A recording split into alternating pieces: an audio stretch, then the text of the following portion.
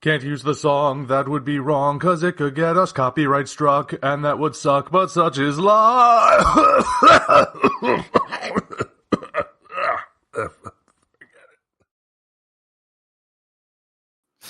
Hello and good evening, everybody. My name is Nathan Marchand, the host of such podcasts as the Monster Island Film Vault, which is this channel, as well as Henshin Men, because I will be sharing the audio of this in the Henshin Men feed just to keep that feed going while I'm trying to get the final episode of this iteration put together. And with me is the Omni viewer, Ryan Collins, and Snazzy. And hopefully, I will be sending you the video of this to share on your channel, but it will be going off live on the Film Vault channel tonight. Mm-hmm. So great to have you guys on. It's always a pleasure. Nice to be here. Yeah. And this is actually it's semi-impromptu, admittedly, because we're here to talk about Ultraman Blazar, the new Ultra series from Subaraya that just wrapped up last week. And literally, I finished the episode, and I guess we must have started around the same time. And then I get a text message from you saying, if you do an episode on this, I want in. I'm at least going to do a video. I'm like, how about we just combine them? So that's what we're doing. So this is, like I said, it's a little bit of a bonus episode, MIFV Live, I guess you could call it. But yeah, so Ultraman Blazar. Yep. It was a shorter Ultra series, but I don't know how familiar you've been with the newer stuff, but this is kind of the going rate. Well, you've recently been going on about how Cosmos was longer than usual. Good. Yeah, Cosmos was 65 episodes, but that was early 2000s, 20 years ago. The trend with New Generation Heroes, which started in, I want to it's 2013 with Ginga. They've been going about 25, usually somewhere in that range, mid 20s. Which used to be the standard length for anime, but anime shortened it to 13. Yeah, basically. Go figure on that. Now Toei still goes 50 episodes because Toei's crazy. They also make about 10 million tie-in movies and specials, some of which are not canon. It's confusing.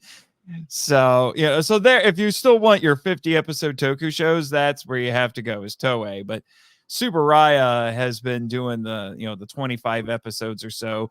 That's how it's been since I started watching the simulcast on YouTube in 2020 with Ultraman Z, Ultraman Z, however you want to say it. It's a letter Z, people.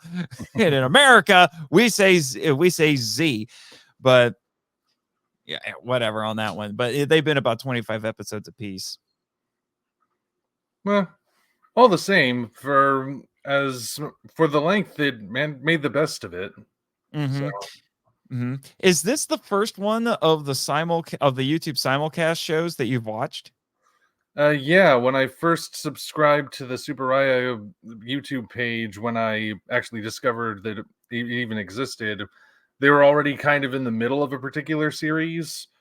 I don't know if that's the one where they introduced the King Joe storage custom or not, because I remember seeing that would have been Z as Ultraman Z. Probably. So I was just like, oh, well, I don't know if I quite put together that they were doing the full episodes on there, but I was just like, well, something to keep an eye on anyway, see future projects and whatnot. When I realized there were actual shows up there, I was like, well, it's a little late for me to be getting into this one with each new thing, but we'll see. And sometimes I check out some episodes and I'd be like, yeah, this is not grabbing me for reasons we'll be getting into, of course. Right. But, if you want to go back and watch any of them, you can now make a free account on Ultraman Connection and watch those VOD. Well, maybe. But or I can just wait and see if they get some DVD releases over here too. Yeah, well, Ultraman Connection is a great website. I'm friends with Mr. Gomez, who runs the thing. He's a cool fella, and it's a great website. It keeps you up to date on all of the Ultraman news, and they will do special events and for a lot of the finale movies for all the shows that they've been doing the last couple of years. So it's They're not up on YouTube, but you can go to Ultraman Connection, and for a small fee, you can rent them. Well, something to look into anyway. Yeah, for sure. So this was the first one that you started. Yeah, as it was going, of course. I've seen some of the older ones, of course. Classic one. I was going to say, I was going to tell everybody what our history is with Ultraman. Well, what is yours, Omni? Well, I was familiar with Ultraman as a kid, but that was back before streaming and on demand and whatnot. So you had to know the show was going to be on in order to see it, and I wasn't always that lucky. Actually, I think one of my first exposures to it was I was visiting family, and it was an episode of Ultra 7 that was dubbed. That doesn't exist anymore. Oh, yeah, on TNT. Yeah, those don't exist anymore, but where'd he go? Anyway, let's see. It was a little while after that I started picking up the DVDs, the classic shows of what were already out there, specifically Ultraman, Ultra 7, and Ultra Q, but as they've been coming out, I've been picking up on them, getting some of the movies like Ultraman Zarth. Zarth. They pronounce it Zarth in the movie, I thought. I know, it's confusing. But anyway, which was actually those movies were the first official Ultraman thing I did for the channel. And, just as a kaiju fan, it's a nice way to get a full kaiju story without necessarily spending a movie length going for it. If you just need a quick fix, basically. Yeah. I was putting you in the solo layout there, since you were the one talking. But my first exposure to Ultraman, and I've shared this story a few other places, was I remember reading about the Ultraman franchise in G-Fan magazine, but they basically said almost none of it is even available for people to watch. So as interesting as it seemed, I was like, well, I'm probably never going to get a chance to see it. And then Tiga was brought over by 4Kids, infamously. That dub no longer exists either. Yeah, well, it doesn't. It probably exists somewhere, but not on the official DVD release we got. No, but there was a very intrepid fan who reconstructed it using the I think it was the Japanese Blu-ray, excising the footage and then running the English audio over it. Went to great lengths to do it. And so other than a few parts that the filmmaker, that 4Kids edited themselves, which he couldn't recreate, so when it gets to those bits, it will cut to what looks like was ripped from a VHS that recorded it off a TV. But so regardless, that was my first exposure. I watched that a few times.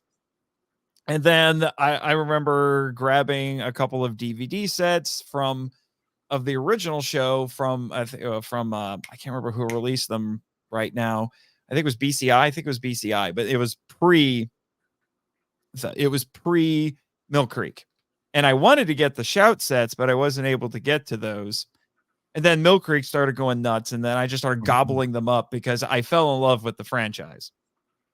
So I basically have everything that Mill Creek has released, and I'm really hankering for them to release some more.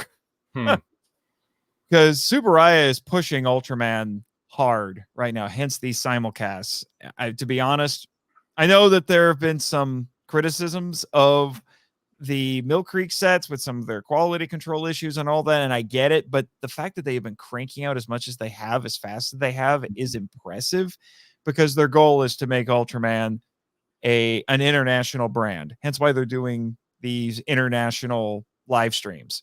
simulcasts. And they've done these things that I've watched where they will have different. They did this thing where there were different Ultraman characters who would actually address fans in different countries by speaking their language. It was really interesting. So they definitely want to get this out there for everybody. That plus the Marvel comics and whatever that thing is on Netflix that's coming. I don't. I'm going to do an episode on that with Mr. Gomez. I may have to contain myself a little bit because I'm not expecting it's going to be great, but I'm open to being wrong. I want to be wrong. And we'll find out. But anyway, we'll find out. Anyway, this episode's about Blazar. Yeah, we're talking about Blazar. But yeah, so I've got and for everybody who's watching this, feel free to leave comments in the chat. We will be more than happy to interact with you. But I do have a handful of little discussion questions and points here that we can go over. And unfortunately, it's not as easy to see it unless this is full screen. So I'm going to have to switch between full screen and not full screen so I can keep track of the chat. So you and I came up with a bunch of different points that we could go over. These aren't in any particular order. So just trying to think where to start with this. A lot of the stuff that is on here has to do with the end of the show, which I think we can save until a little bit later. Yeah. But the first question I would like to ask you is, did you watch this sub or dub? The classic question. It really depended. I think most of it I watched dubbed, but every once in a while I'd hop on to start the episode and it's like, oh, they haven't processed the dub or something because it's subtitled. So, okay, I can watch this subtitled. I think it takes about an hour or so for the dub to show up. So if you watch it live, it's only Japanese. And if you watch it immediately afterward, which is what I did with the first episode, the dub wasn't available. So I watched it subtitled the first time, but then when I saw that the dub was available, I rewatched it with the dub because my boy Johnny Young Bosch is in it. So I actually briefly met him at a convention nearby. Oh man, I'd love to meet him someday. I mean, he's a multi-talented guy. He's a voice actor. He's a screen actor because he famously was in Power Rangers for several seasons. And he's been in a lot of anime and video games. He has a band. He's a martial artist. My gosh, this guy is so talented. So when I heard that he was going to be in this and he was going to be Gento, he's going to dub for Gento. So I'm like, first he was a Power Ranger, now he is an Ultraman. and in between he was Vash the Stampede and V Britannia. And Ichigo in Bleach. So he's done a lot. He's done a lot. So, and I did watch one episode without the dub because I was watching it with a friend who didn't watch the dub. So I'm like, okay, that's fine. We can watch it without the dub. It's okay. And of course, I still think the acting in Japanese is actually real good. I was surprised how good the dub was, though. Yeah, because you don't expect live action dubs to be good these days, right? Yeah, as I typically don't go for dubs with live action anymore. I usually go with it for anime because it's just easier to do it with anime. But so unless I think the dub is really terrible, I will actually go to the dub first and stick with the dub. Like currently, because I missed out on most of it because I didn't grow up with cable television, I'm watching Outlaw Star right now. That's a good and one. I'm watching that with the dub. And but so far the dub has been good enough that I'm going to keep watching it. Although its spin-off Angel Links has a terrible dub.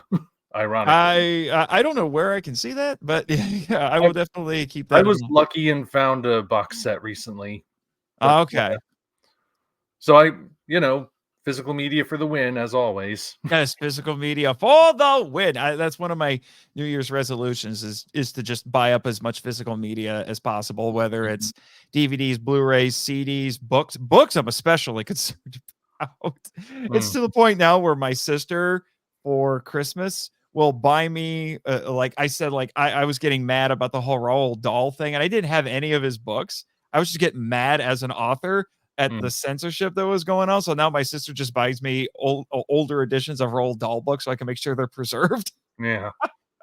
And of now, course, like, well, now I got to go get the Ian Fleming James Bond books because now they're going to muck around with those and just. And of course, now there are Ultraman books in English as well. Yes. The first one. Yeah. So there you go. So that was pretty. So, I was very happy with the dub here. And it seems like Super was working really hard to make the dub good. They dubbed Ultraman Z because of how popular it was. So I have to give them credit. They're working really hard with this. The dub for Shin Ultraman was actually really good as well. I was pleasantly surprised by that. So, like I said, they're working really hard to make this as available as possible. Yeah. But let's talk a bit about Gento. Gento is a bit of a departure for Ultra Series. Yeah. Because he's the actual captain and he's the Ultra host. Mm-hmm. Not only that, he's a family man because he has a wife and a son. Who don't know that he's part of Scarred. Yeah. Or at least as far as he knows, they don't. Yeah. And I have only seen a setup remotely close to this one other time in the Ultra franchise, and that was the movie Ultraman the Next. Which didn't have a quote unquote science patrol team in it, but the Ultra host in that was a family man. Yep. Guy who, although that movie was super dark compared to Blazar, so. You say that, but we'll get into it, but that first episode, I'm like, is this how the whole show is going to be? This is like Ultraman Nexus all over again. I just mean like Gento's son is healthy. So. Yeah. Well, but we'll get into this. So this is a big departure because normally it's just somebody on the team. Although in the case of Nexus, I'm rewatching Nexus right now with my brother who hasn't seen it before. Just a random guy. Yeah, it's not somebody on the team. So the Ultraman, and that really is a wild card. So they're like, we don't know who this guy is or what he's doing, so there's no case of, well, I have a secret identity, I'll be back, guys, I'm not actually dead, he saved me. Well, in this case, yeah. I think I've read in interviews they said they did that partly because they realized it's easy for the team leader to just step aside for a moment while everyone else is doing stuff, right? So right, but it also puts a little bit of a level of pressure on there, because he really has to decide, okay, when do I do this? Yeah, because I still need to lead my team. And about halfway through, they get chewed out. Like Ultraman Blazar always steps in. Have you guys actually beaten a kaiju by yourselves yet? Yep. So it gets called out. Yeah, which is not the first time I've seen that happen. No. In the franchise, because there have been other times where they're like, "You guys are useless. It's just Ultraman who fixes the problem." That was all the way back in the first Ultraman. Mm-hmm. Towards the end, there's that point. I forget exactly which episode, but I think it's one of the Pigmon ones where they're like, "What? Why am I even bothering making this new device? Ultraman's just going to step in and save us." But then it's Hayata. It's Hayata, right? Who says Ultraman doesn't just step in to save us. He steps in when we've done everything we possibly can. Mm-hmm.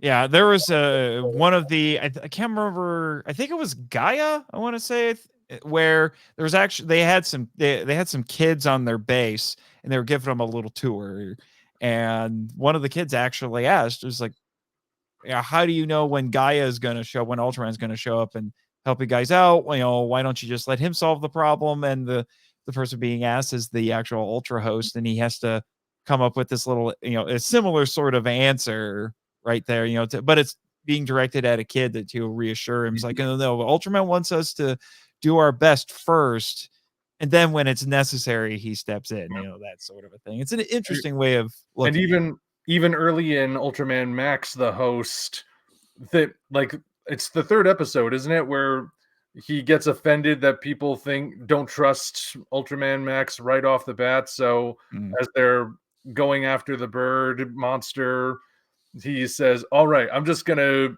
fly right at it, and then I'll summon Max, and everyone will see." And Max refuses to show up.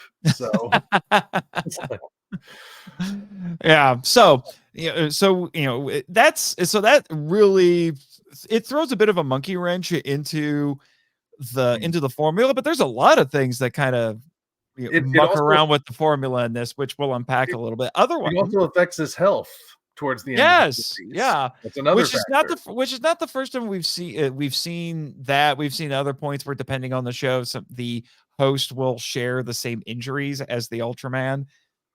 So if like Ultraman gets his leg hurt while fighting a monster, when he unhensions, the host is like, "Oh, my leg!" Yeah, And sometimes reverse, like what Tiga did. There was yeah, those certain things where Daigo's arm was hurt. And when he turns into Tiga, he'll do this brief thing where he checks his arm to see if he can use it. So yeah.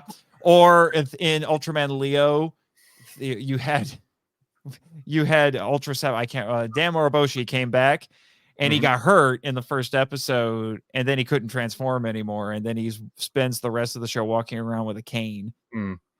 But then, but I like in this particular series, it's not so much that like I get an injury, Ultraman gets an injury, or vice versa. It's more like his health just gradually deteriorates. So Yeah, his relation with Blazar is a little strange. It's probably, compared to the last few shows, like the other ones that have been getting simulcast, this is probably the most impersonal that I've seen, because the other ones, they're interacting directly with the Ultra. They're talking to them, when they're not transformed, or when they actually henshin, it looks like they're in this kind of pocket dimension, and that's where they can, put in like the coins and stuff in the transformation device. Oh, look, toys. And get power-ups or alt modes or something like that. There's a lot of interaction. Not quite so much here. It's a little bit more like what you saw in I would say, like the early Heisei period, or a lot of the Heisei period. That's fresh in my mind because that's where I am in my viewing right now. Because I like Tiga Dyna Gaia, it was like that. It's like that in Nexus. There's some strange similarities between this and Nexus, I have to say. he does try communicating with Blazar a couple times. He does. And what I found really interesting with their relationship is there was that weird couple of episodes where subtly Blazar is hitting himself in the face. And I was like, wait, is that Gento telling him, no, you can't kill the monster? Actually, you find out later it's not Gento, which surprised me a little bit. It was actually Blazar saying, no, don't do that. So like, wait a minute, who's actually in charge here when this happens? Because I've always interpreted it as, when the host has not transformed, that's him for the most part. And when the transformation happens, that's the Ultra coming through. But in this case, it didn't seem like that. So I was a little confused on that. How'd you feel about it? There was it felt like there was more of a melding, I guess. And we also saw every once in a while Blazar would start to eke out through Gento while Gento was just normal. That moment where, like, when he's at home, he's watching TV and suddenly his eyes change. Yes. So yeah, it made him feel a bit more alien in a way, in a different way than how Shin Ultraman was alien. Did you see that comic somebody drew of the 2 ways to make Ultraman alien? Shin version, Shin Ultraman's just standing there, and then Blazar version, Shin Ultraman's still standing there, but Blazar's bouncing around him, going rah, rah, rah, and Shin, a thought bubble appears above Shin's head that goes, "I'm quite fond of him." Yeah. Blazar is one of the strangest Ultras I've seen in a long time. In the first episode, the first thing that came to my mind was, man, you're loud. Yeah. Because he just screams at the monster. Bazanga. Yeah, Bazanga, which sounds like a joke. Bazanga. But he screamed at the monster. I was just like, why are you so loud? And then, but then he looks like he kind of like throws a tantrum or something like that. Mhm. But then went right after he transforms or right after he kills a monster, it looks like he prays. Mhm. And that's tying into him being the primitive Ultra, another one of our talking points. Yeah. Yeah, that's what people have been interpreting it. So it's almost like he's a caveman. He's a Mm. hunter. And with a serious wound on his head. That's what that glowing part's supposed to be, apparently. I guess. See, here's the thing that threw me off. Because when I first heard the name and I saw the initial images like this one here, that was such a great trailer. It's a very Mm. atmospheric trailer. And I thought they were going with a fire motif with him. Because this part on Yeah. the left side of his face, it looks like flames. So I was like, oh, it must be fire. His name is Blazar. No, a blazar is a term in astronomy. That's where they got the name. Mhm. So I'm like, okay, I guess I was completely wrong. And there's a lot of unanswered questions about Blazar Mm. Yeah. because they don't really delve too much into his origin beyond the first episode or two, and they just are like, oh yeah, that's Ultraman. Yeah. This kind of like legend among like astronauts. The final episode, like, not to get too ahead of ourselves, but that garbled message the V99 send does say Land of Light briefly. So I noticed that. Yeah. it's like, does that mean he's from the same does that mean the other ultras exist here as well in some form? If Or they did, I think they would have known it. Supro has basically been doing the multiverse thing for about 20 years now. So they'll make separate shows, but basically they just say that the ultras are such an advanced civilization that they can not only travel through space, but they can also dimension hop, which Mhm. is why they can have the other characters show up, and do crossovers and things like that.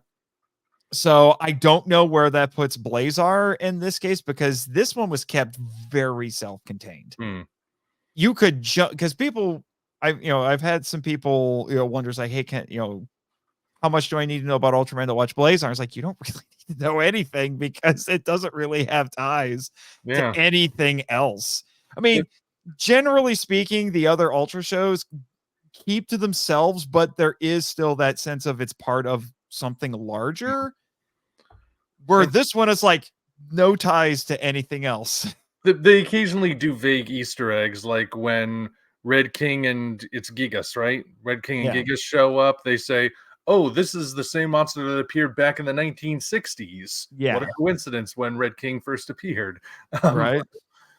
so they throw in little things like that. And there was like over on Big Bad Toy Store, there was a pre-order for a Blazar figure and an original Ultraman figure packaged together, and the OG Ultraman was in a cape. And I saw that, and I originally thought, oh, so there have been several spoilers revealed through the toys throughout. I wonder if that's somehow hinting that the original Ultraman's going to show up. Didn't happen. No. So No, although you said that you heard rumors that that's apparently Supro toyed with having Nexus show up.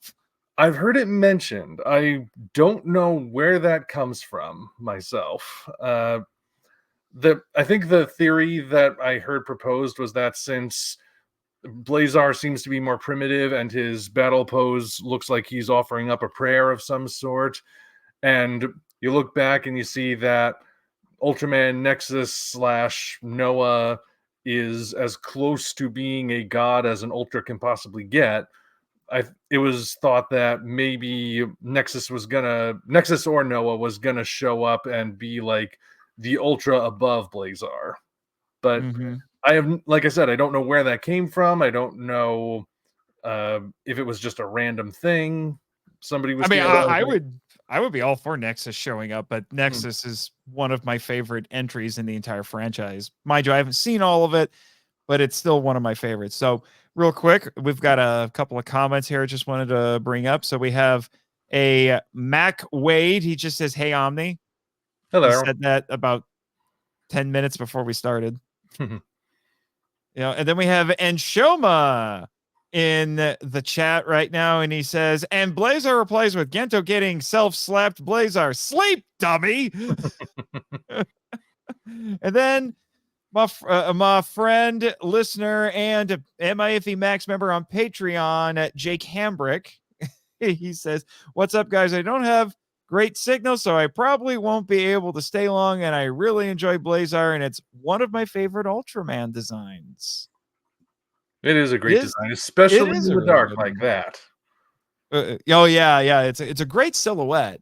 And that's something that I've heard a lot of people talk about. It's like if you're an artist and you're trying to make a unique character, if you can, the way you know you have a good design is that you can still recognize the character when all you can see is the silhouette. That's the silhouette So test. yeah. So you look at something like you look at the Simpsons characters and you like, I know exactly who they are just by the silhouette. It's not hard, which is a criticism I've heard lobbed against Ultraman designs, because the argument is that their silhouettes aren't all that different, at least with some of them. I mean, yeah, Zoffy and Jack and the original, basically the same silhouettes, but Seven does not have the same silhouette. Ace doesn't have the same silhouette. Taro and Leo don't have the same silhouette. Tiga and Gaia, maybe. It depends on what angle you're looking at the head from. Yeah, Nexus doesn't have the same, doesn't have the same silhouette. But I would argue it's like, yeah, but you could say that about basically a large chunk. They don't want to admit it, but a large chunk of Sentai and Power Rangers, you can say that. There are still some Kamen Riders that you could say that about. Kamen Riders probably fared a little bit better in that regard, in terms of having recognizable silhouettes, but Heck, still, I mean, some American superheroes. yeah. And then the other criticism lobbed against them is like they keep using the same colors all the time, and I'm like, so. Well, I mean, they're red because that's a kabuki thing, right? In kabuki theater, you denote the hero because he's got red in his costume. That carried over here. I'm the hero too, by the way. Yeah. Oh, I can tell. Although you used to wear blue. You wore blue for a while. For a brief time. Yeah, and then you had that, then you had the weird phase where you had the coat. Yeah. I miss it.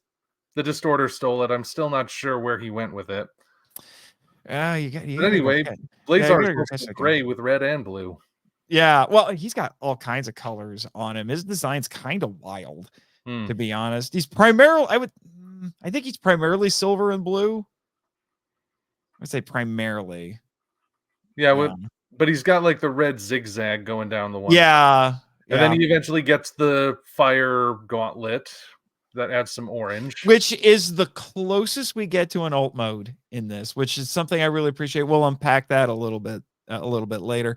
But the rest of the characters that we follow in this, it's a pretty standard. That sounds reductionist, but it's a pretty standard kind of set of characters you expect to see in an Ultra series as part of the Science Patrol team.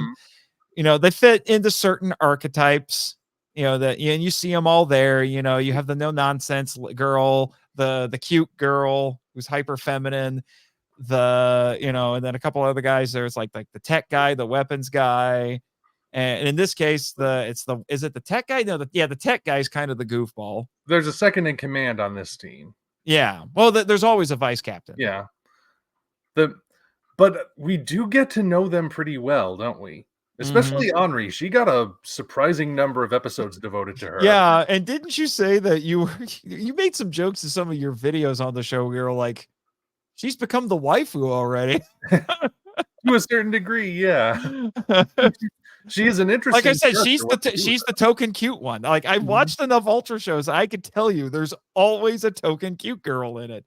Although the other one's Emmy, right? I don't want to get the names confused. Towards the end of the show, she gets a lot of attention too, because she's actually closely tied to the myth arc of the series. It's because it involves her dad. Yeah. And that goes to some really interesting places. Or I think the one who gets the least amount of attention is actually the tech guy. Yeah, except he had except he had the weird episode where a washing machine came to life. Yeah, although weirdly enough, they did kind of make it work in context. Oh, they did make it work in context, but it was still probably the wackiest episode of the show. Yeah.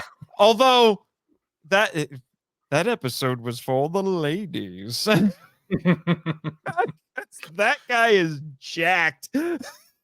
Yeah, no kidding. When he's like panicking and taking the shirt off for that awkward comedy moment, I'm just like, holy steroids, sir. Where did you find those? And he's supposed to be the nerdy one.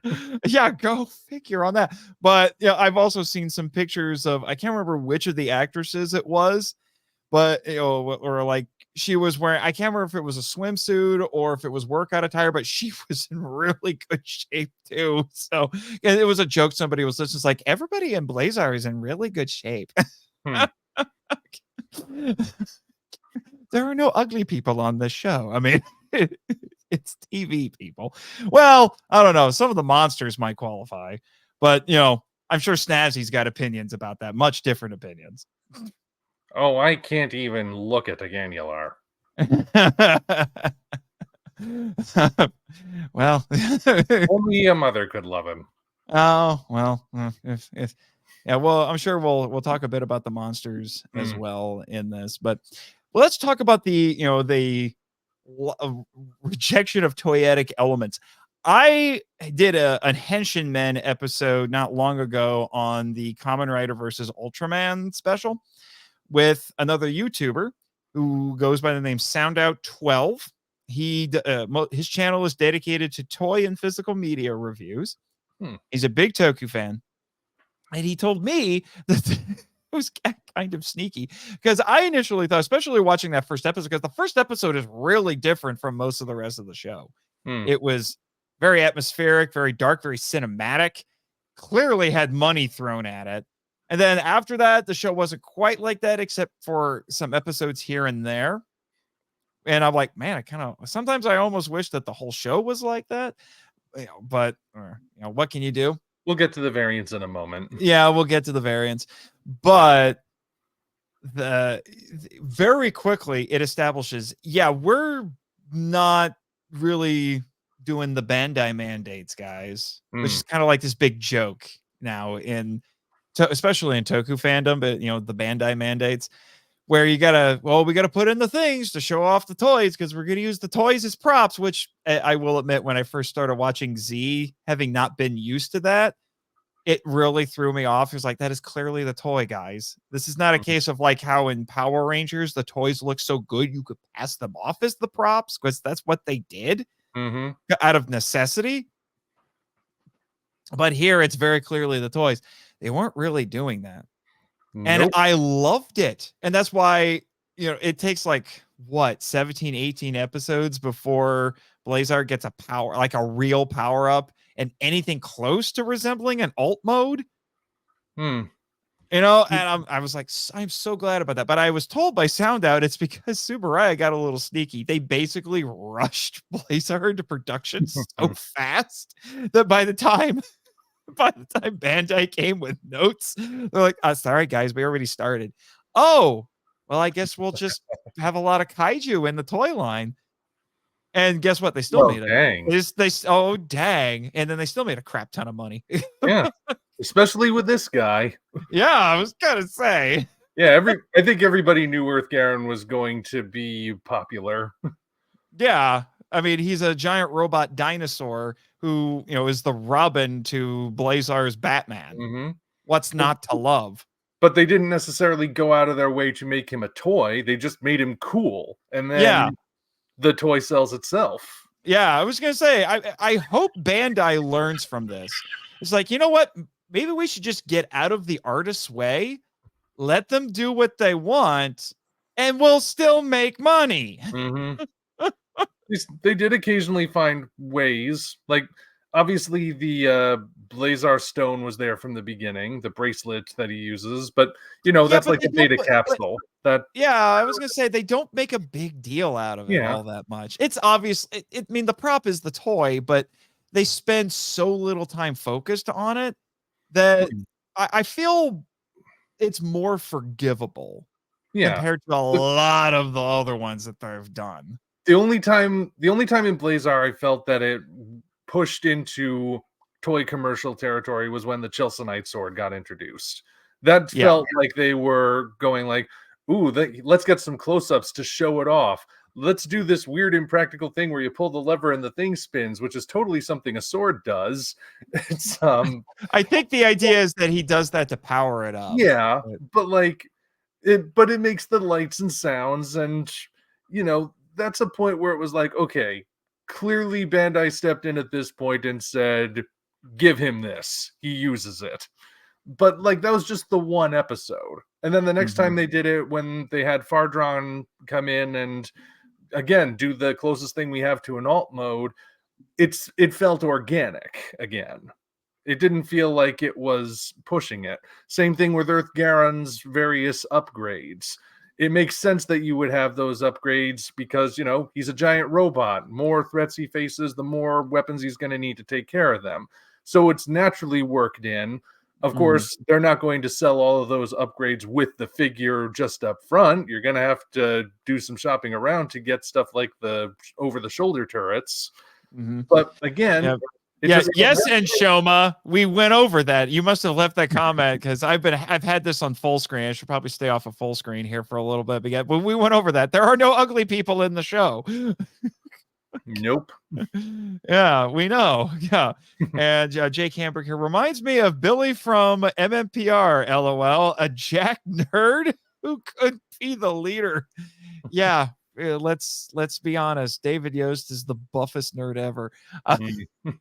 Anyway, well, I take it back. He's second. Henry Cavill is the buffest nerd ever. Henry Cavill. I will still defend him as Superman. He was just given subpar scripts. That's and he got tricked with Black Adam, but anyway. Moving on. So this is about Superman. So they're rejecting the toyetic thing, and I was so appreciative of it because I'm like, guys, you don't need to make these obvious toy commercials. Yeah. Just make a good show. I mean, I know people rag on a lot of 80s and to a certain extent 90s shows, cartoons and kid shows for doing that, but I'm like, yeah, but when I watch G.I. Joe or I watch Transformers, it's not obvious that it's quote unquote a toy commercial. It's more like, it always feels more like the show is saying, hey, those toys you like? Here's a story about them. Yeah. They're going to go off and do cool stuff. Oh, by the way, in case you didn't know, here's a new character and his toy is over at the toy store. So you can go get that one. So you may not have that one yet, but hey, new toy. And when they put the effort in, it really shows. I mean Peter Cullen took Optimus Prime so seriously. Like it was, maybe it started as just a job for Peter Cullen, but it evolved into something else. I mean, and Hasbro learned that the hard way when they killed off Optimus and most of the cast in the movie. Generation. and traumatized everyone because they didn't realize they had a pop culture icon on their hands with Optimus Prime and to a lesser extent the other characters. So when later Transformers things did it, they really they approached it differently. Dinobots plot in Beast Wars. I mean, dang. Yeah, well, Beast Wars was done for budgetary reasons. Because at that point CGI, I mean, we look at that show now and it just looks quaint, but but back then it was state of the art. It was expensive, especially trying to do it on television. And so, even though Mainframe was like, oh, we love the toys and we want to have as many characters in there, they realized they could only have so many. So then they told the writers like, hey, we can only have so many characters because that's the limits of the technology and budget that we have. And they're like, okay, pick the best ones and we're going to go nuts making these characters amazing. Yeah. Point is, being toyetic isn't necessarily a fault. It's how you go about doing it. And the argument can be made that all of the, basically, I would say at least since the 60s, these Toku franchises and even Godzilla to a certain extent have had an element of that to them once the studios realized they could merchandise these things and make a ton more money. Yeah, it's understood that these things make for cool collectibles and action figures. It's when you lean only on that being toyetic becomes a bit of an issue. Like, I mean, that's what brought down Batman and Robin back in the 90s. That at the beginning of every shoot, Joel Schumacher said, "Remember, everyone, we're making a toy movie," because that's what the studio told him to do. And they paid for it. Boy, did they. Yep, there is only one actor in that movie who's having any sort of fun and not phoning it in. And his name is Arnold. Go figure on that. He kicks ice. Ice to meet you. I mean, come on. The guy's just walking around in a ridiculous, like a bad Power Ranger costume. Well, like a ridiculous Power Ranger costume. And just saying ice puns. And he's still having a good time. He's the only reason I ever bother watching that movie. Because at least he's enjoying himself. We got a comment here from Enshoma along those lines. He says, it was nice to get a simple adventure show with a single robot like Earthy over bloated / hyperactive toy catalogs like the superfluous multitudes of mecha in most Super Sentai seasons. Amen to that. As the, one of the co-hosts of the Power Trip, I can tell you, there were certain seasons where it's just like, you guys are getting ridiculous, and but then there were certain ones where I'm like, I love the beautiful simplicity of this. One of note would be Zhu Ranger / the Mighty Morphin season 1, where there are 7 mecha. That's it, and they all combine together at some point or another.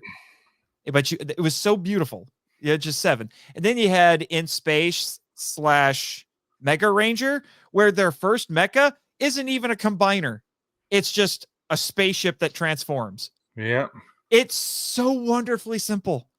I love it. Blazar got back to that. I actually noticed in the final episode when it comes down to that crucial moment of convincing the V99 that this invasion shouldn't happen. Earth Garon disposes of all of his upgrades. Blazar gets rid of the sword and Fardron and everything, and they're back to the way they were in episode 1 episode 3 for Earthy, before they got all those upgrades that may or may not have been toy motivated. And interestingly, once the invasion's called off and they still have to deal with Valeron, they don't pick him back up. They just stay as they originally were. So that's something that really stood out to me. It's like, okay, that really does show that this wasn't made for selling toys. Right. They started by getting back to basics, and that's how they ended too. Yeah, it's the idea here is what's the word I'm looking for? It's the toys, the products is a byproduct. Yeah. Of it. Again, you let the artist make a good show, you're gonna make money. Yeah. The stuff will sell itself. The stuff will sell itself. I didn't, I'm jealous that you have the Earth Garon, and I want an Earth Garon, not because I was given a commercial every week watching the show. It's because Earth Garon is just cool. Yeah. Even though he doesn't always have the best fight record. No, but I think that's kind of the point. I mean, it's not his show. Let's be honest. We have to. It's not his show.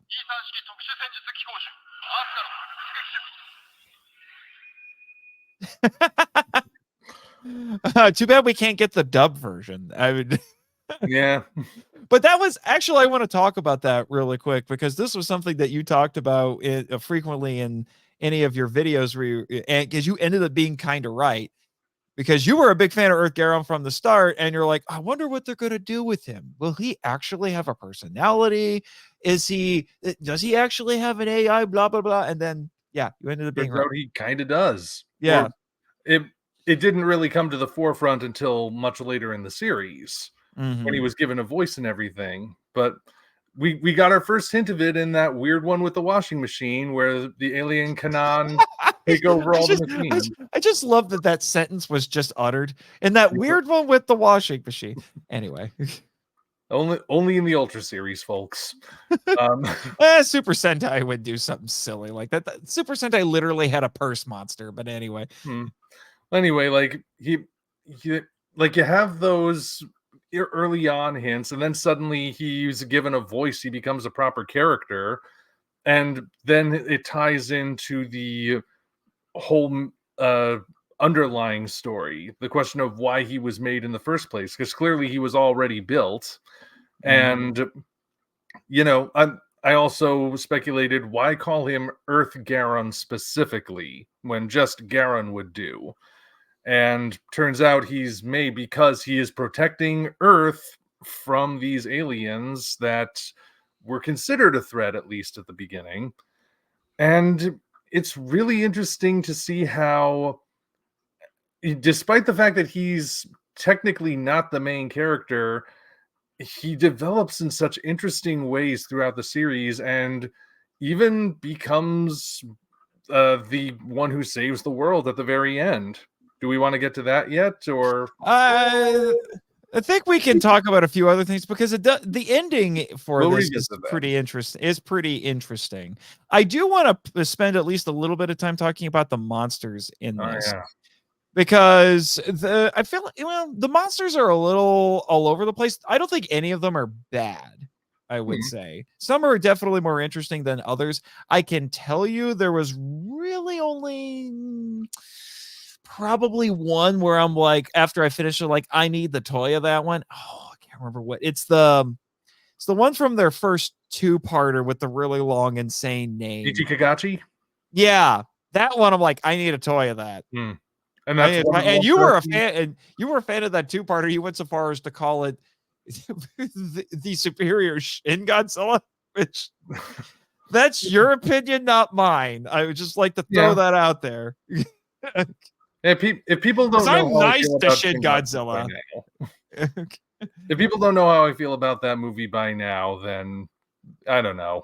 We don't have to rehash that. Yeah, but like, Nichikagachi was very interesting because, like, they play on the idea of him being a living storm, tying into mythologies about rainbow serpents, all this that interesting stuff they do with the design of, like, he has that face shield at first that looks like a weird segment of a triceratops skull that can unfold, revealing even more colors and his actual face.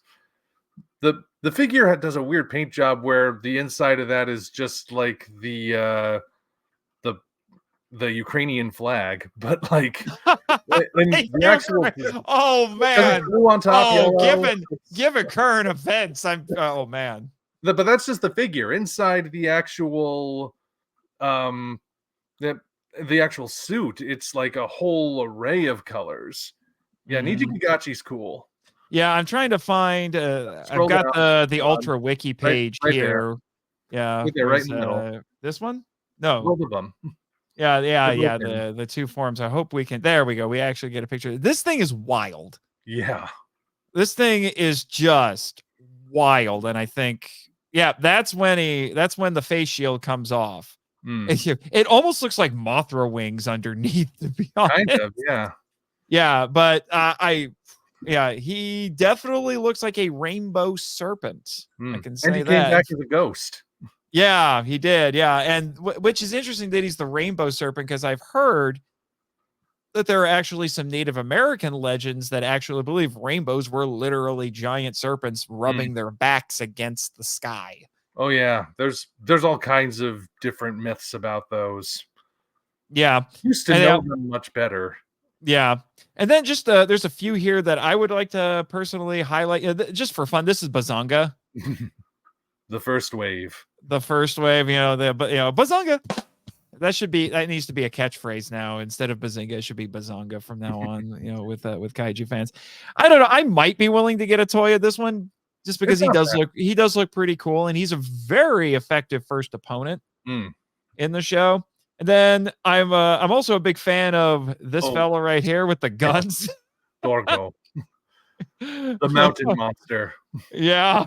I just like And first off, he looks like a boss from Shadow of the Colossus, which I have to bring up because I use a remix of the Shadow of the Colossus song as the theme song for the Film Vault.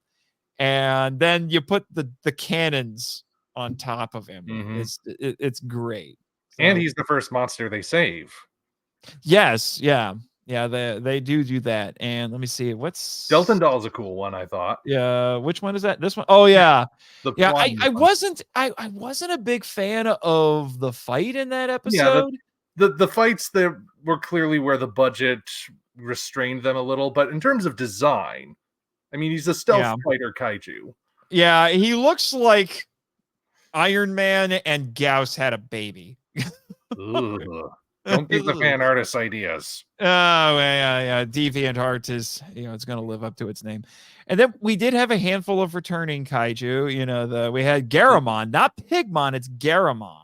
Yeah. So this is the Ultra Q version came back in this, which that was the other thing I appreciate about this too. Because of budget constraints, the last few Ultra series have been leaning heavy into just bringing back past monsters because they have suits for those already that they made for stage shows or for past season. So they're just recycling them because they can. Almost all of the monsters in Blazar are new. And I really appreciated that. But a few exceptions, like the ones we see here. Yeah. And they're from all across. But they're well used. But yeah, most of them are new. It's this one got a lot of attention online. Yep. Gavadon, like people were just going nuts, and this thing has been merchandised like crazy because it just screams plushy and pillow. Marshmallow. Yeah, you can toast that and eat they should actually make those. They should make marshmallows like a pack. Yeah. I mean, sell them for Easter. They could be the new Peeps. Would you feel bad sticking that on a steak and roasting it and then eating it between graham crackers and chocolate? I just put it in the hot cocoa. Oh, there you go. Oh, Gabalga. Gabalga's a weird one. Which one's Gabalga? I can't quite see. The second wave, the weird meteor-looking one. Above this one? Yes. Yeah. Well, that's held up when he's. Yeah, he looks like he's like a roided up armadillo. Yeah, but like when he's opened up, he has a face in the middle of him, and he's wild. If he's a machine or if he's organic. Yeah, he's Talk wild. about alien. Yeah, for sure. So I gotta say, the monsters in this are great, and I'm so glad that the nostalgia monsters were kept to a minimum. And of course, like in this, I think we mentioned Red King and Gigas were in there. Yeah, they're not on here, which is a little unfortunate. This list is far from complete. Their episode, as I was watching it, I thought, giant gorilla, giant dinosaur-like creature, giant robot dinosaur-like creature. I feel like I've seen this recently. Right? Yeah. Do you think that might have been a deliberate, like they threw that combination in as like a sort of nod to Godzilla versus Kong, or like not being overt about it, but just sort of like, hey, if you're a super kaiju fan. I mean, Earth Garon is basically a Mechagodzilla cousin. Yeah. We got some comments here I want to go over. So we got some more from Enshoma. He says, I think it's safe to say the new and returning monsters in Blazar were winners based on all the weekly fan art almost every character got across Twitter. What is it? What, Pixiv? And similar art on social media sites. I thought we were calling it X now. Twix, the artist known as Twitter, whatever. Cesspool, that's what I call it. Yeah, well, yeah, it is. Well, no, all social media is a cesspool. Yeah. What are you talking about? And then we got another comment here from Enshoma. Says Del Tondo, the stealth bomber slug. I also love how they returned in the final episode to help save the day alongside the kaiju. That we'll was be getting to that. Yeah, we'll be getting to that, which is weird. There's as much as I say, like there are points where it reminds me of Nexus, having just finished Cosmos.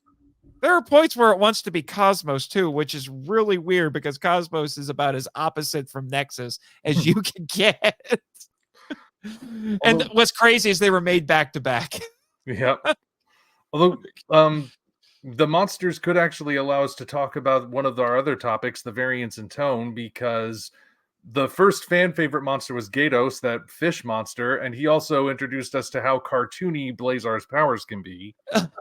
He literally has a weaponized fishing pole. Yep.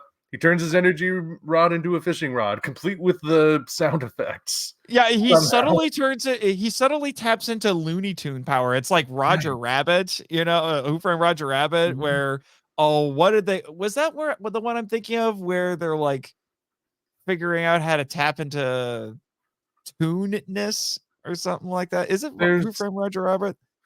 I think there's some of that in.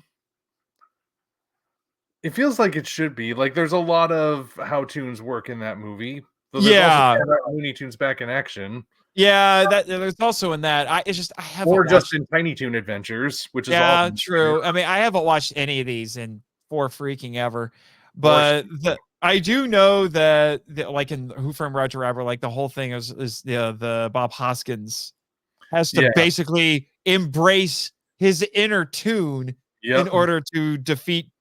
What was it? No, it's not Judge Doom. Guy's name? Judge Doom. I was like, it's not Dr. Doom. They can't do that. No, it was Doom. It was something Doom. Yeah, it's not Judge Dredd. Yeah, so he has to do that in order to win, which is the whole point. Yep, and that's what Blazar does sometimes. There's the other time, like, he turns it into a giant claw machine. Yeah, a giant claw machine. It's like the whole thing is it's just wild at points.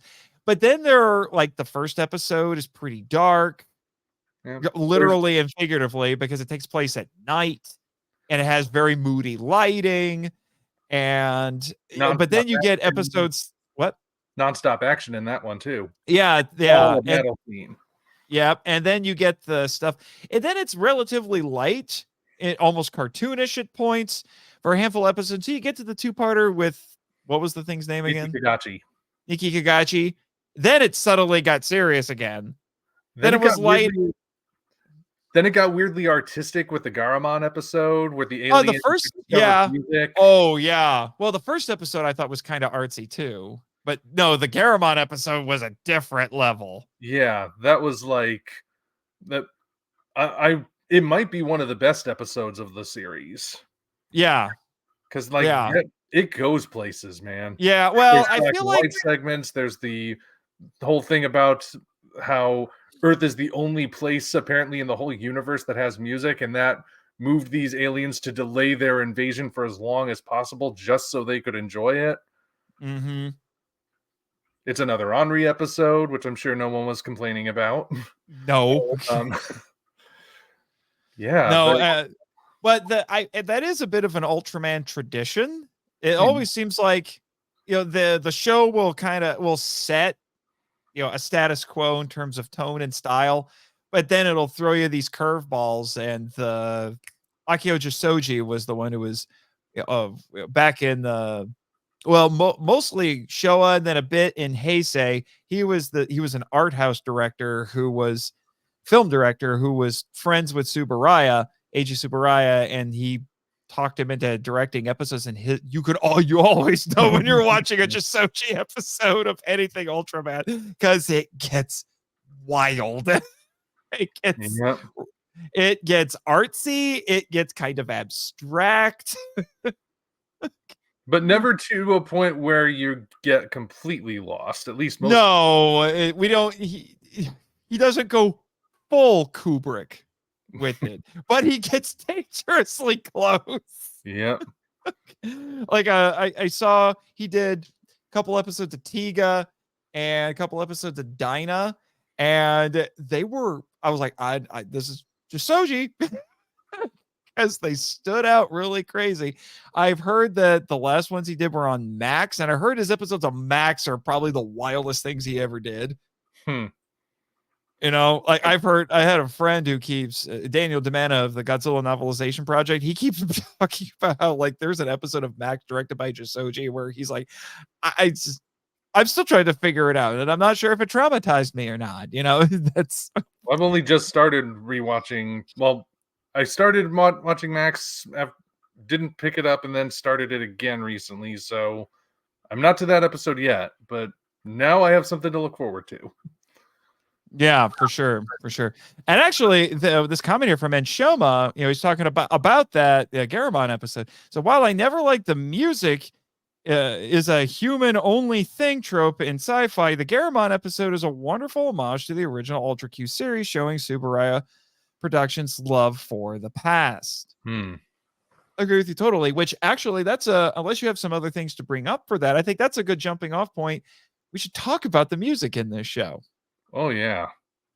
Now, I will say, I do think the theme songs, both at the beginning and end, outshine the score in this. This is not the most memorable score in an Ultra series. It's not awful, but it doesn't really stand out. It does what probably it needs. I would say that's like the lowest tier of of actual good screen music.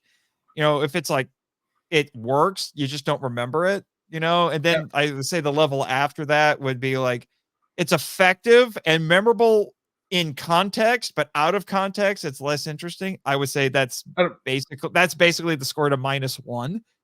It's great. It's great in context, but it's not as fun to listen to outside of that. I finally got my CD of that. Like, I feel like the best way to describe -1 score is excluding the Godzilla suite pieces that are the ones we already know. The Fukabe, excluding those, half the time it's Inception era Hans Zimmer, and the other half of the time it's Dungeon synth. Yeah, basically. Yeah, but then the top tier, but then the top tier would be music that is great in context and is great listening outside of that context, which would basically be everything by John Williams. I don't know. I think there is a lower tier, which is music that's just awful. Like, well, yeah, that I'm talking about, like in terms of like actual good screen music. Those are your 3 levels, and then under that is terrible. like Scrapper's theme from Pacific Rim Uprising. How about an annoying synth thing? Yeah, I mean, I will admit, after I did my podcast episode on Uprising, I'm softer to it now, but that doesn't excuse some of the stupid things that are still in it. But anyway, it's nowhere close to the original. I guess you could say that the Blazar score is utilitarian, perhaps does what it needs to do, but basically, but doesn't necessarily stand out aside from the openings and endings. Yeah, well, and the score is kind of techno-y, little synthy. It's not really that orchestral, but it gets the job done. The theme songs are where I think it really excels. We get 3 in this. With it, thankfully, they keep the same opening throughout the whole thing, and I really like this opening theme. You hear the whole version yet? Yes, because the music video is on YouTube for anyone who hasn't seen it yet. Yeah, and I really like this one. The thing that's kind of weird for me with most tokusatsu theme songs is, I don't know, maybe it's because I've just been raised too much on Power Rangers and other American media, where I expect it to really just grab me as soon as I can, because that Ron Wasserman theme for Power Rangers is just like instant classic, Oh yeah. But and then when I started watching the Japanese stuff, they consistently had to grow on me. I think the Blazar theme probably had the shortest turnaround out of most of the modern toku that I've watched, because I like the theme song pretty quick. I think they it wasn't instant, but it still came pretty fast. I think they just kind of took the anime opening approach. Just have it be a good song. Oh yeah. Uh-huh.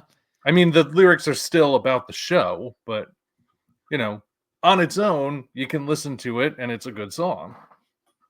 Yes, I'm trying to look these up right now. The opening themes and all that. Okay, here's the Ultraman wiki. Let me see. Keep vamping while I look this up. There were 2 ending themes. I gotta say, I liked the first one a little better than the second one. I think the second one has its place, though. Yeah, it's a bit more of a softer, winding down kind of ending, I suppose. Okay, I just found the names of the composers. It's funny that we were talking about it. I just found it, and I don't know what it looks like. It has 3 people, but the first thing it says here on the wiki is composer. Bear with me here. Techno Boys Paul Craft Green Fund. All in caps, and then it lists 3 different names. It's always all in caps when it's over in Japan. Yeah, Tomohisa Ishikawa, Toru Fujimura, and Yohei Matsui. So there you go. But no, our theme songs, we had Bokura no Spectra, which was the opening theme by Hiroshi Kitadani. And then this one only has the first end theme listed here. So this wiki page is out of date. But the first one was called Black Star by Mindarin. I will admit that one's probably catchier, but I can't argue with the melancholiness of that second one. And I saw a really poetic description of it about how the image that it conjured in someone's mind was that it was like, someone who was a little bit older, a little bit beat down by life, but was still holding on to optimism. And still had, despite a somewhat of a loss of innocence, still had this compunction to still like just break out into dance. I think is how somebody explained it, which I thought was a really interesting description of it. And you can, I guess maybe you could apply that to the characters. Mm-hmm. Yeah, I'm trying to see if I can find the name of the. Here it is. Yeah, like Ignition. Blazar? Oh, Ignition, yeah. Right. Like wait. Is it? Oh, no, that was the insert theme. Never mind. No, it's Brave Blazar. Oh, okay. By Techno Boys Polcraft Green Fund featuring Mindarin. You got all that? Because we're not repeating it. Yeah. There you go. So there's two Ultraman wikis, and clearly one is better than the other. So if you're ever looking up stuff on an Ultraman wiki, go with the one with the black background. That's the one you want. Trust me. Okay. So yeah, like I was saying, I'm a big fan of these here. I would say this is probably the best opening theme since the one for Z. Z had a banger. That one took me a little while to get used to, though. But that ended up becoming a banger. I mean, obviously it is because I use an excerpt of it to announce my patrons when I do shout outs on every episode. But the Decker and the Trigger themes were just okay. Which is saying something because they're remakes of some of the best Ultraman in the entire franchise, and their theme songs are iconic, especially Tiga's. So, I mean, good luck. Good luck. They might have just been better off just doing a cover. Well, that brings up the question, which of Tiga's? Because there are a couple episodes on that DVD. Oh, I'm thinking specifically of Take Me Higher. That is the icon. I do like the alternate theme. Yeah, the alternate theme's no slouch, but Take Me Higher is an icon. Yeah, but Trigger's theme is okay. This one was a welcome upgrade to the last few. Hmm. What are your thoughts on the music? I agree. Like the opening, I like me some good rock and roll, and I mean this is, I mean it's pop rock to a certain degree, but Mm-hmm. it's still really good. It starts high energy, never lets up. Earth Garon is able to dance to it. If you've seen that video, Yeah, that was from a while ago that was so during one of the wholesome. live That shows. was so wholesome, and I kind of love it. Hmm. Um, and of course it syncs well with the visuals of it too. Mm-hmm. Like the way it begins has that sort of some steadily growing urgency to it as we're getting this POV shot of Gento flying through the universe. Mm-hmm. And, and it hits that high note right as we get the flash transition into the title. Mm-hmm. I mean, that's another good sign of a good opening when the music Right. and the visuals for it work so well. And Yeah. the ending, that's not necessarily as vital because the ending for Ultra series basically just replay the highlights of the episode. Yeah. But the music, I mean, I think Black Star felt more in line with uh, the opening music. So I maybe that's why I like it a little more because it feels more like it belongs with the opening. Brave Blazar's, I guess I understand what it's going for. It's not bad. I think it's the robotic vocals that break in every once in a while. Those don't really. Oh yeah, that sounds very, very auto-tuned. Yeah. Yeah, I hate to break it. I I hate to break it to you, music industry. I don't care what country you're from. Auto-tuning generally does not work unless you're Daft Punk. Mm, And the only reason it works for Daft Punk is because that's their persona. They're robots. exactly. You know, and they know how to use it. I did hear Alice Cooper use it effectively at one point. Oh yeah, well, yeah, it's because Alice Cooper is nuts. But he knows what he's doing. Oh yeah. But did you, speaking of the theme, did you watch that video I sent you of the really cool fan made English cover? I haven't yet. I clicked on it for some reason. It wanted to confirm I wasn't a robot, which hasn't happened to me when I've clicked links before. Okay, you know what? I'm just gonna rectify that now. I'm just gonna show it to everybody. It's a really cool cover, and Can we do that and get away with it? I think so. I mean, it's only like a minute long. I don't know if that's long enough for the bots to get mad at me. I think the longest you can do with music is 30 seconds, and even I don't like pushing that. So yeah, well, we'll see what happens. I don't know. We could always just put a link in the description or something.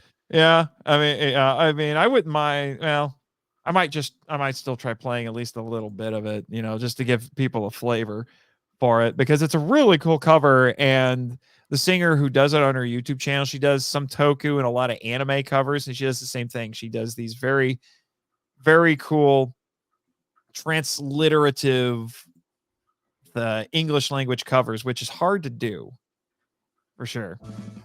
And I gotta wait for this to get over with. And okay. At least you can skip it. Follow the light, guiding your life, illuminate the path in the night, leading the way to a new day.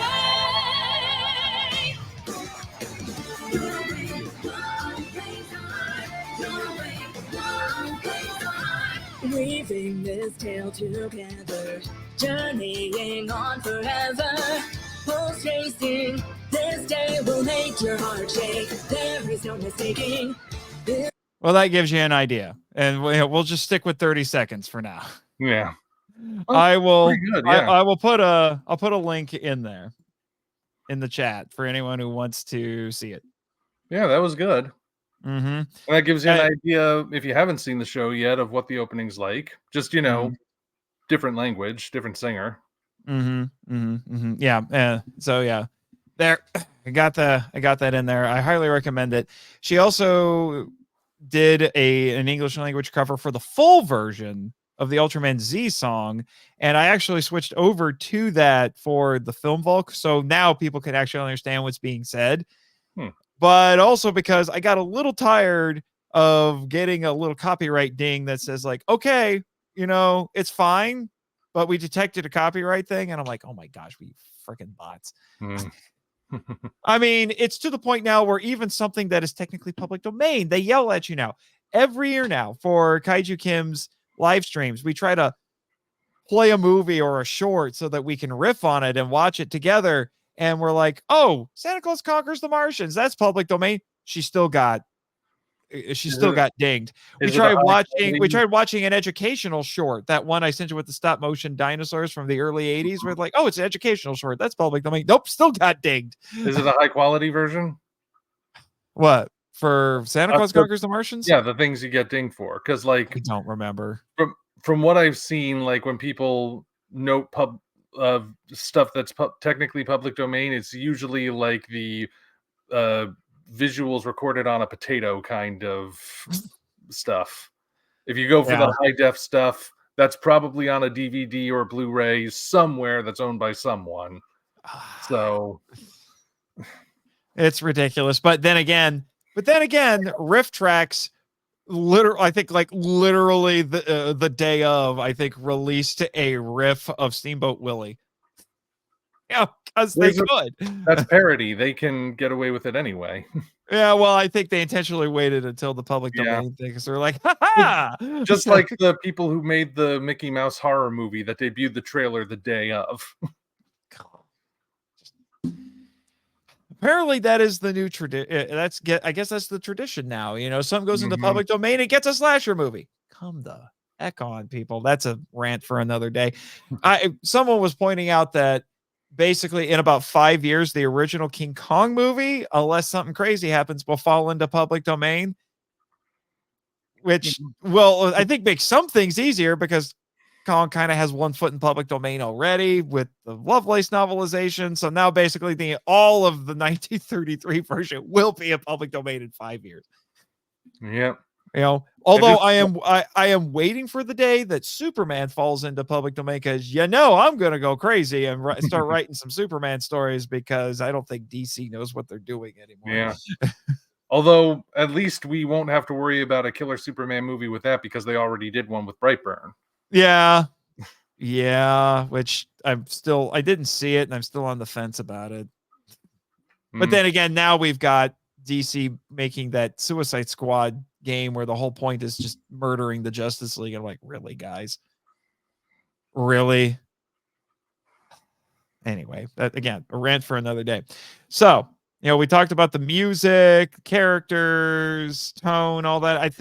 Blazar himself, kind of the Nexus connections. This is just a fun little fact. This is the first finale movie for an Ultra series that's being shown theatrically, I think, since 2019.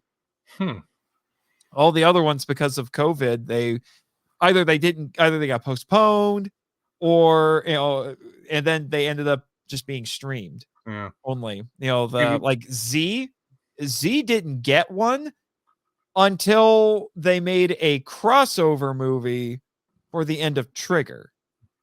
That was called Episode Z, and that was only available for streaming.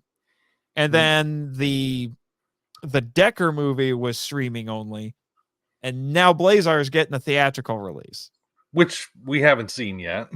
So yeah, we haven't seen it. It's not out until March. But the trailers kept playing with every episode, because that's part of the experience. When you got to the end of that reminds me, because you made some videos about this.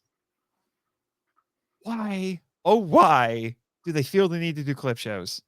I don't understand that, because anytime I see that there's going to be a clip show, I just skip that week. Well, here's the weird thing. Like the first clip show that Blazar did, which I was surprised they even have clip shows. Like, I was pretty harsh on it for not really contributing anything to the story other than showing us what we already knew. And the way it was advertised kind of made it sound like it was going to contribute something.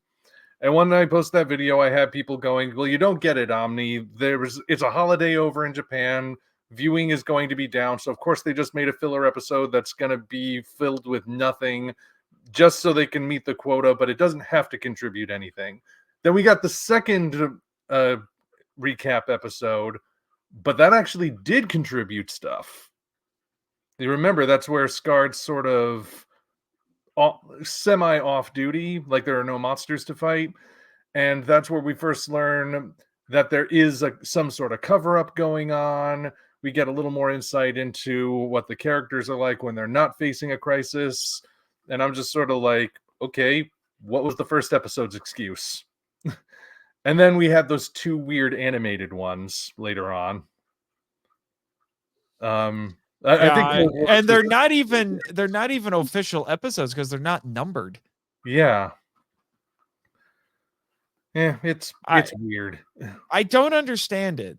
If when we're talking like in the middle of the show, I mean, I get it for practical reasons. Like, well, then just take the week off. I mean, I don't know why you have to have something there all the time. It's not like when when we're between Ultra series and Subaraya, we'll just do these quote unquote series that are nothing but clip shows.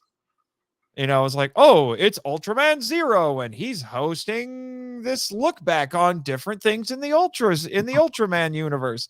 I'm like, okay, fine, that's cute and all, and I get it. It's you're doing it to maintain some brand awareness while you're finishing up on the other show, because you're not making a 50 episode show where as soon as this one's done, bam, next week the next one starts. Yeah, I get it, but why in the middle of the show? I mean, and it's so unnecessary anymore. I don't think in this age of VOD anymore, clip shows are kind of pointless anymore. Yeah. I mean, back in the day where like you might have had an ongoing plot and you might need a reminder every once in a while of what's happened because there's a big thing that's about to happen.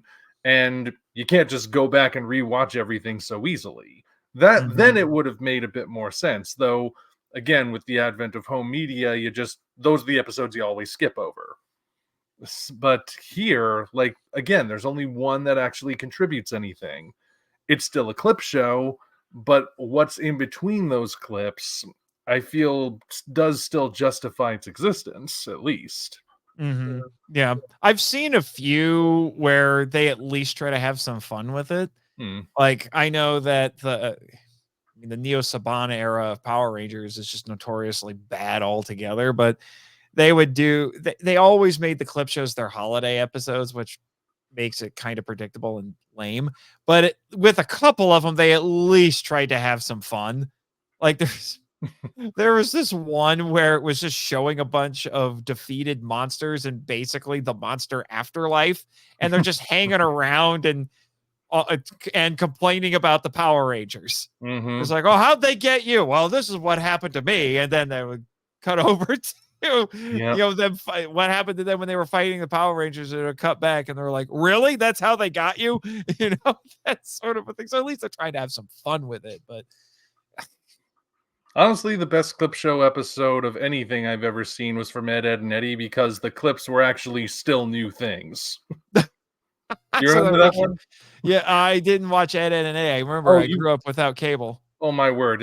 I mean, the whole thing's out on DVD now. You should check it out. It's a very well-made show. But, like, they had an episode that was a clip show, but the clips were not from any previous episodes. They were brand new things made for that episode. And at the end of each one, they'd be like, I don't remember that. Yeah.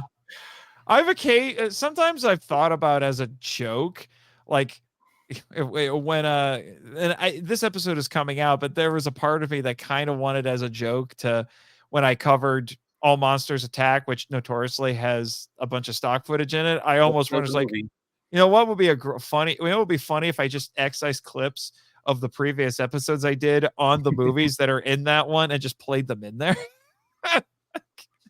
But then I realized that's a surprising amount of work. Yeah. You may as well just make a new episode. I mean, you could also do a framing device where it turns out there's some child who was just dreaming the whole episode. You're getting a little bit ahead of yourself there with me. Anyway. We'll talk after the show. But Yeah. So I think we've covered basically everything thoroughly, but you had a lot of points that you wanted to bring up regarding the last couple episodes, our 2-part finale here, Hmm. which I was pretty impressed with. There's still some unanswered questions. Hmm. Most of it having to do with Blazar himself, I would say. And the true nature of the V99 and The V99, we yeah. never actually see them. We just see the No. monsters they send and their No. ships. Yeah. When they start, they keep talking about like what do they call it? The first wave, the second wave, third wave, and all that. I was getting Ava flashbacks, so it's like, oh, first impact, second impact, third impact. So there's still some unanswered questions, but they play around with some really interesting things. Blazar separates from Gento to save his life. Mm-hmm. And then he just ends up adrift in space after picking a fight with a monster on the moon. It's always exciting when Ultraman fights a monster on the moon. Mm. And then our science patrol team basically hauls him back to Earth. That's a great moment. Like, we don't leave a friend behind. So yeah, we don't leave a friend behind. And then so they literally drag him back to Earth. And then he crashes in the middle of the city. And Gento he can barely walk at that point. He's just so worn out. And he's trying to take care of the crisis without Blazar's help.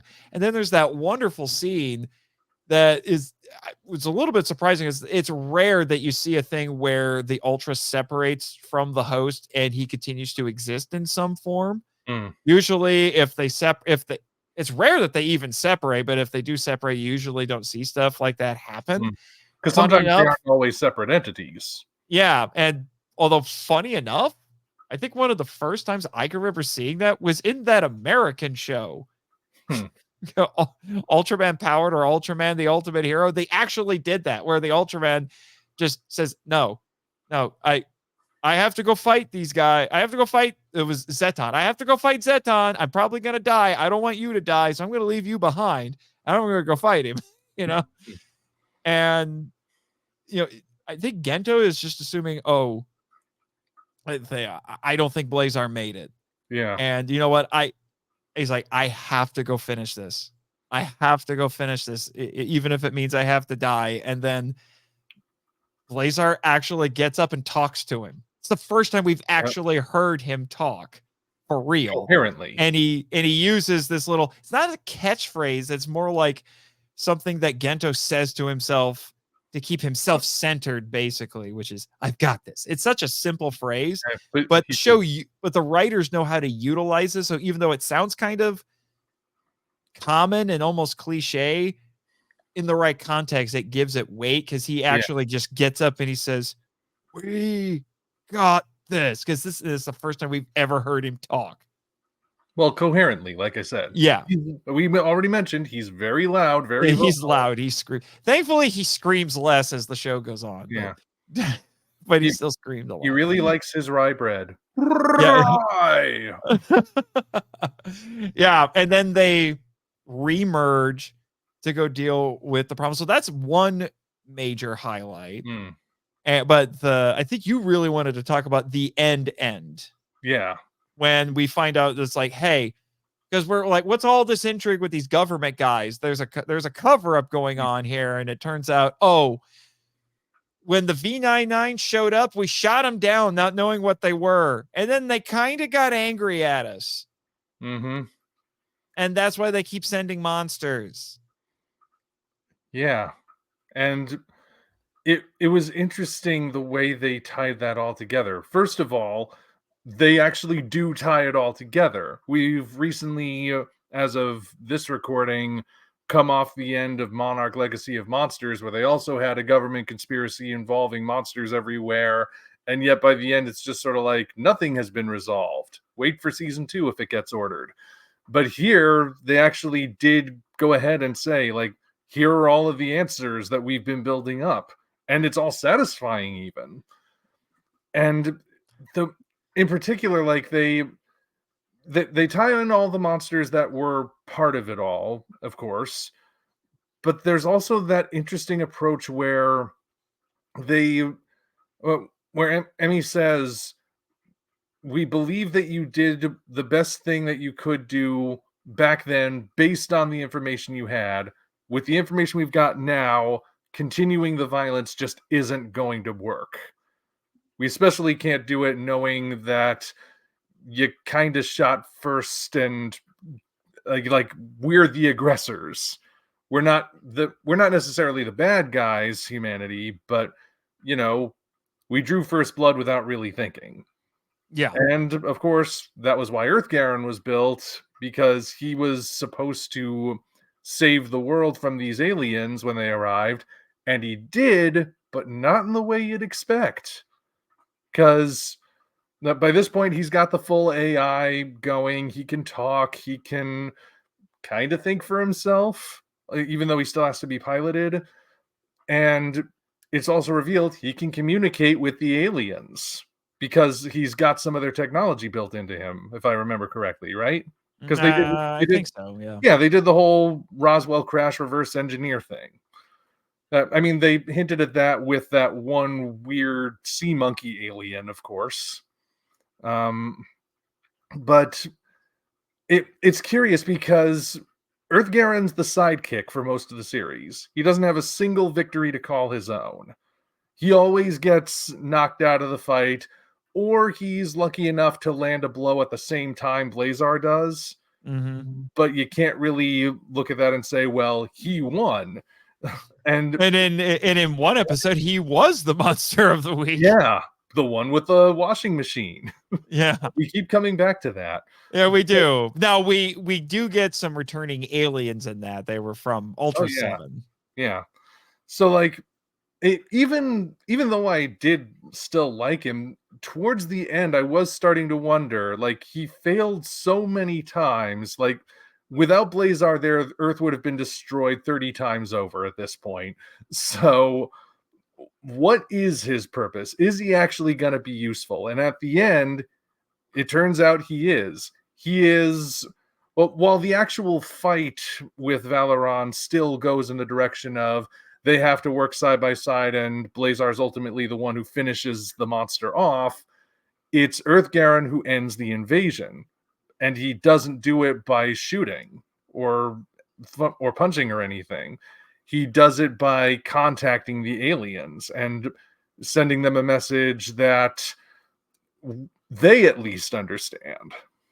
Mm-hmm. So, and you've you alluded to this earlier, how Blazar seems like a combination of Nexus and Cosmos is specifically, he was meant to be the pacifist Ultraman. He's the Yeah, let me explain that. Yeah, I haven't seen because you've only seen only seen the first movie and a couple of episodes, but yeah, Cosmos is the show. Well, the first movie especially is definitely for kids. I think the show is, especially early on, is really meant to be for kids, but then it gets a little weird as time goes on, and the last two movies get a little and the other two movies get a little weird when it comes to that. But then you get to Nexus, and Nexus is clearly meant for adults, but not in the sense where it's like hyper R-rated, like it's on HBO, and there's like decapitations and boobs and swearing and all. No, it's just more it's a little bit more violent. It's darker, and is very grown up with its storytelling. It's actually, which is how I like it, because honestly, it's just throwing in a bunch of salacious content like that into your stuff and calling it adult, like, that doesn't make it adult, guys. It really doesn't. But anyway, Cosmos is a pacifist. For all intents and purposes, he's a pacifist. He doesn't want to kill the monsters. His host is the same way. He's like, I would rather save monsters, not kill them. So he tries, instead of doing a specium beam and blowing them up, he will do his finishing move, pacifies the monster so they're not aggressive anymore. And then they've been duplicated, in which case apparently he does kill them. Yeah. And then, no, that's because there's this alien entity called Chaos Header that will possess the monsters. And then he learns a new technique where he can expel the Chaos Header from them so he can separate them. And then he takes them, or the Science Patrol team in that one, there was eyes is what they're called. They would take them to an island that's basically a preserve, so because the world needs more monster islands. There's so many of those. But anyway, now there were episodes where he went up against a truly malevolent force, and I'm like, okay, because I'm like, that's the obvious thing you do. You make the pacifist fight something that he can't pacify. That's what makes the Borg such great villains in Next Gen, especially for Picard, because Picard is the diplomat. He wants to talk his way out of a fight. He can't negotiate with the Borg. Not at all. So, and they played into that a bit, and it had some kind of mixed results, especially at the end. It felt kind of muddy at the end where, where they go so far out of their way, because they give you the backstory on what Chaos Header is, and they're trying to say like, yeah, the Chaos Header has done a bunch of malevolent and awful things, but it was created not really good or evil. It's just carrying out its programming. And I'm like, okay, you're getting kind of murky here. I don't care if you're trying to say, well, it wasn't made evil. It's just, turned that way because the thing literally said, I'm going to wipe out everything, because this is what my programming tells me. And I mean, it thankfully didn't end with something goofy like Cosmos hugging the thing and then it stops being evil. But he does basically redeem the thing at the end. And I'm like, this is just weird. And it's not working, guys. This is not working. Here it does. So, like I said, I was like, this got the Cosmos thing. It did the Cosmos thing, and it makes more sense here. Yeah, because you can say it was basically a misunderstanding. And it was they're as you talked about earlier, our heroes are literally throwing off all of their weapons, all of their power-ups, and just holding themselves up with their arms outstretched and just like, stop it, please. And then the monster still shoots at them, and they just take it. Yeah. They just take it until our human heroes, are able to negotiate with the V99, and then they say like, all right, clearly it was a misunderstanding. We're sorry about that. So we're not going to invade. But here's the thing. Unlike in Cosmos, the pacifism thing gets rewarded, but then they're like, okay, we're done. And they're like, oh, we're done? Okay, now we kill it. The monster's still running amok. Yeah. They sent it there, but they're not controlling it. And they're not going to bring it back either. Yeah. So we still get an exciting action finale here. I guess you could rationalize that by saying, well, they've got a giant robot and a giant of light, so they've got this. Yeah. But still, I mean, to quote Gento. Yeah. Still, Yeah. I mean, little bit callous, but I mean, humanity did shoot first, so I guess it's kind of like, we don't exactly owe you guys, so. Yeah, it's kind of like, it's like if someone shot a missile at somebody, and then the two sides negotiated while the missile's on its way, and they're like, okay, that was just going to be, the missile was just the start of our invasion. So, okay, fine, we won't invade you, but have fun with the missile. Because we can't stop it. Yeah. Because that's the impression I get. They send the monsters, they're not controlling them. Yeah. They're just letting them loose. So Valeron is one heck of a monster. Right. He's yeah, let me see if I can I'll look up a picture of him. He's powerful enough to potentially knock the moon out of its orbit. And he could potentially destroy the Earth. Because he just leaves bombs behind him. And they're gross. They're these bio bombs. Yeah. Ugh. Yeah, and he looks gnarly. Let me. Like this weird combination of an earthworm and who knows what else. Yeah, here he is. Yep. Yeah, there he is in all his alien weirdness. Would you expect anything else? Like his head gets weirder. But yeah, um, he certainly did prove to be a good final villain compared to all the other monsters, even the other two-parter ones. So he, and of course, he's the one that actually not only is he defeated by Blazar and Earth Garon, but his bombs are gotten rid of by other terrestrial kaiju, which again, like, they eat them. Yeah, and they're the ones. That just amuses me to no end. They ate the bombs. Well, what else are they gonna do? And of course, we even got a hint before then that was going to be the case with the Teganular stuff.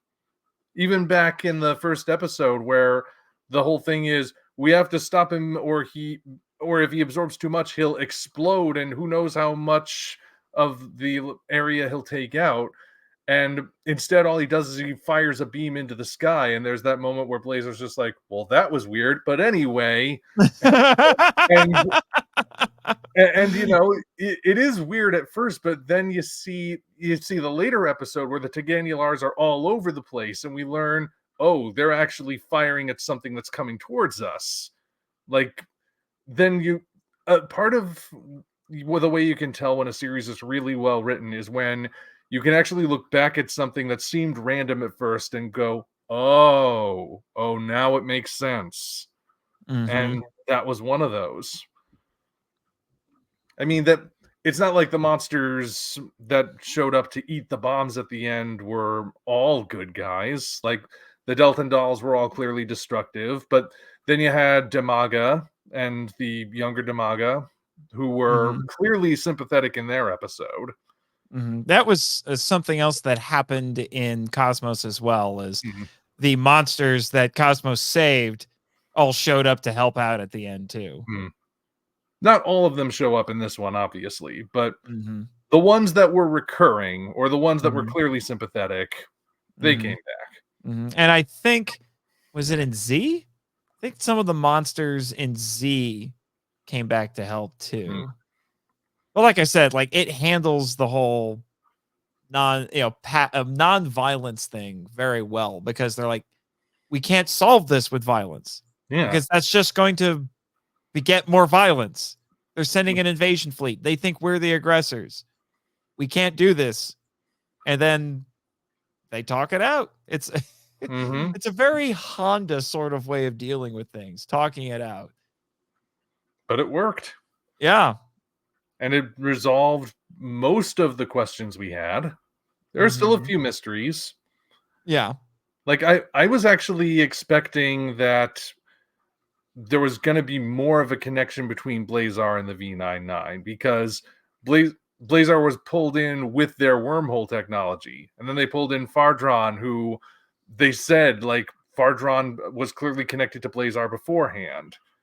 And you're thinking, like, so do they know them? They mentioned the Land of Light, but that's one of the questions we still have lingering.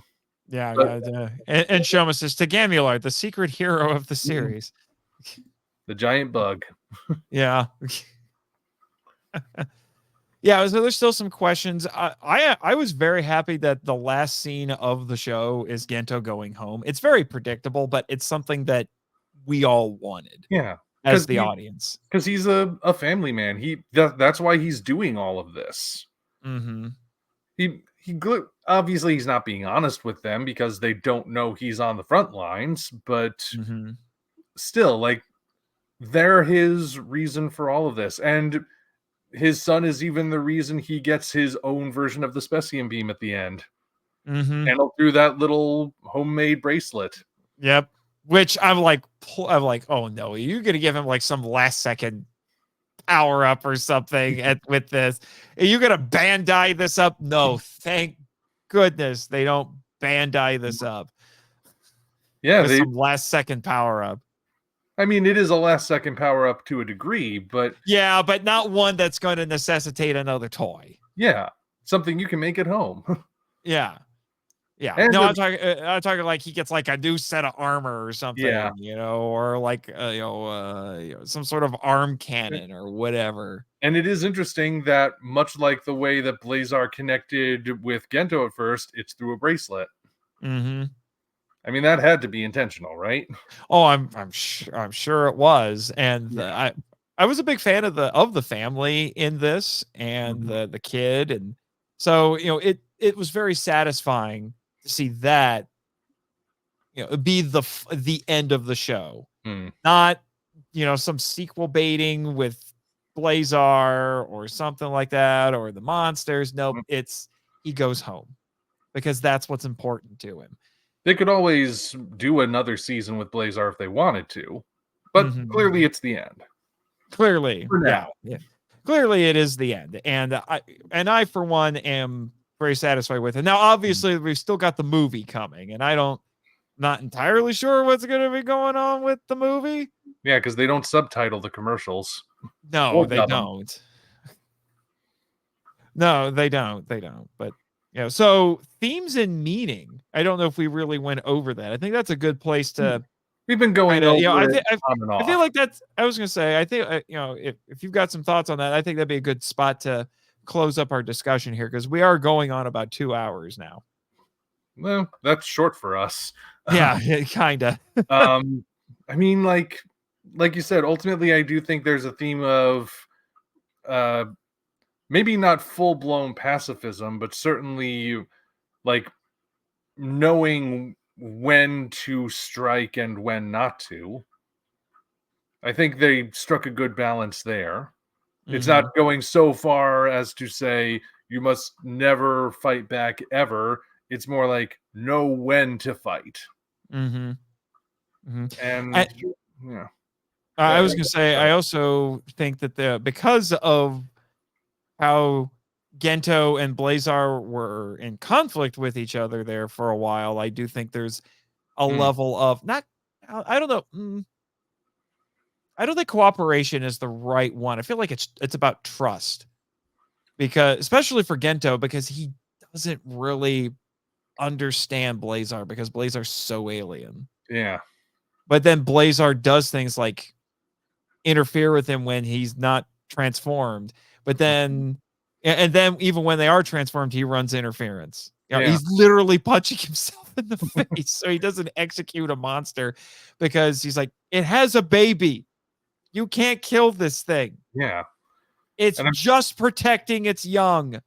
there was also that one episode with who was the I his name's on the tip of my tongue. The alien that was like killing the ghosts of the kaiju. Oh, I can't. Oh, I Who, wish I could who had the remember. very That was like actually one of the more interesting yeah, episodes. the old fashioned samurai way of talking that Gento just Yeah. obviously picks up on. I Yeah. think that also had a certain influence in like that whole arc, even though he was there Yeah. for one episode. Yeah. And the episode with the kaiju with a young, basically Blazer reminds us like, you're a dad. Yeah. You're a dad. What are you doing? So, so there's a level of trust there with that. I do think Blazar learns to trust a little bit too Mm-hmm. toward the ends, especially, and and I think it's more in the fact that he's like, I know I need your help, Hmm. at the end there. And I think Gento and Blazar also, I think, both learn what their limits are Yeah. and that they can't push themselves too hard, which is kind of basically Gento's whole plot line, right? The tried and true Mhm. overworked dad thing. Now, in his case, it's because he's working a job that really does truly require a lot of his time because he is, it's like military families, the Mhm. dad's got to go serve, he's been deployed, and he's got to go overseas or he's got to go do training. So he's going to be gone. I grew up with that to a certain extent because my dad was in the Air Guard. So, I knew what that was like, so there, and that puts a strain on his family. And, and there are occasions when, you do have these kind of classic superhero moments where it's like, I got to go do the superhero thing, but I can't tell him, you know? Mhm. Well, little do they know, especially when the kid is like, I love Blazer. I bet that must have made Gento feel pretty cool, right? Because he's like, yeah, and little do you know. Little do you know. So, and as usual, this is just a tried and true staple of the franchise, which, it's all about, it's about optimism. It's about hope. It's about determination, and it's manifested in different ways and in different phrases, as well. Camaraderie, of course, that's a big part of it. Yeah. And respect is another one, especially with the Science Patrol teams. Some of them have more tension amongst them than others. Not so much in this one. They're pretty well unified in this. I love the little quirks that this team had, though. You were talking about this in some of your early, or maybe I'm thinking of somebody else was talking about how it's interesting how the level of office politics is kind of this going on with this team.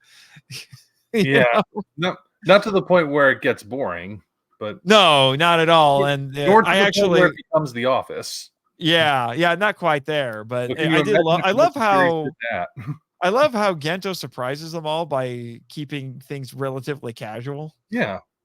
Early on, he's like, nope, you go by your first name or a nickname here. Yep. And that goes a long way towards the team becoming a proper team.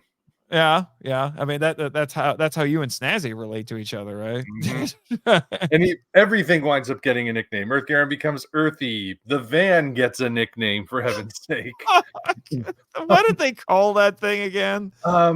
It was something based on the acronym for it. Oh, yeah, because when I heard it's like, guys, do you realize what that sounds like? I'm trying to remember. It was so stupid. Not stupid. It was almost stupid.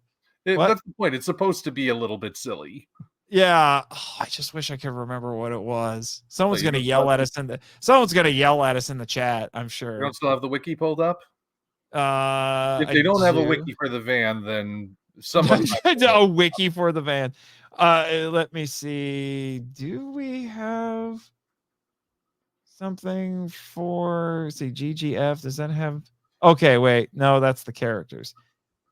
Others kaiju, guest cast, voice actors, suit actors. Surprisingly, there is not a breakdown over their gear. Huh. Well, I mean, they're not as geared up as other teams, so right. I just I'm not I'm not finding anything, unfortunately. But yeah, it has a what is it? It's gonna bug me till I remember. The nickname gets introduced later, I know that. Yeah. I wish I could remember. Yeah. Okay, you know what? Here, I'll just do Ultraman Blazar van. Ultraman Blazar dubbing wiki. Wow, it might help if I can spell. There. Moppy. There it is. Because it's the scarred mop. So they called it mobile operation. No, it looked like it said Mopey. I'm like, Mopey? But I think it's supposed to be Moppy, but it looks like Mopey. I'm like, what? Mobile operation. You have a sad van? No, I'm just picturing like if that thing had a voice, like if that thing had a voice like Earthy, it would just sound like Marvin from Hitchhiker's Guys. Like it's just like I was like, I'm not happy. I'm having an existential crisis. Oh no, it's another kaiju. Yeah. Yes, that's right. Just set me down anywhere, Earthy. Not like it matters. Yeah. I wouldn't care if you stepped on me, or if the monster stepped on me, or if anyone stepped on me. It might even be preferable. Oh, great, a parking ticket. I suppose it's my fault, isn't it? I didn't mention we were illegally parked. Did the cop not see that there was a monster attacking and I needed to be in a strategic position? Why didn't he evacuate? He needs my money that much. So as you can see, even the van gets attention. Even the van gets attention. Yeah. Any closing thoughts? Well, I mean, like I said, I wanted to do this because I thought it worked out really well in the long run. Blazar 2023 was such a great year for kaiju stuff, and Blazar was just one of the many great things about it, but it really stands out because of how well everything came together. It was it in some ways it was a return to form for the Ultra series, and in other ways it still figured out how to be new and interesting. So it also did away with a lot of the stuff that have been dragging recent shows down.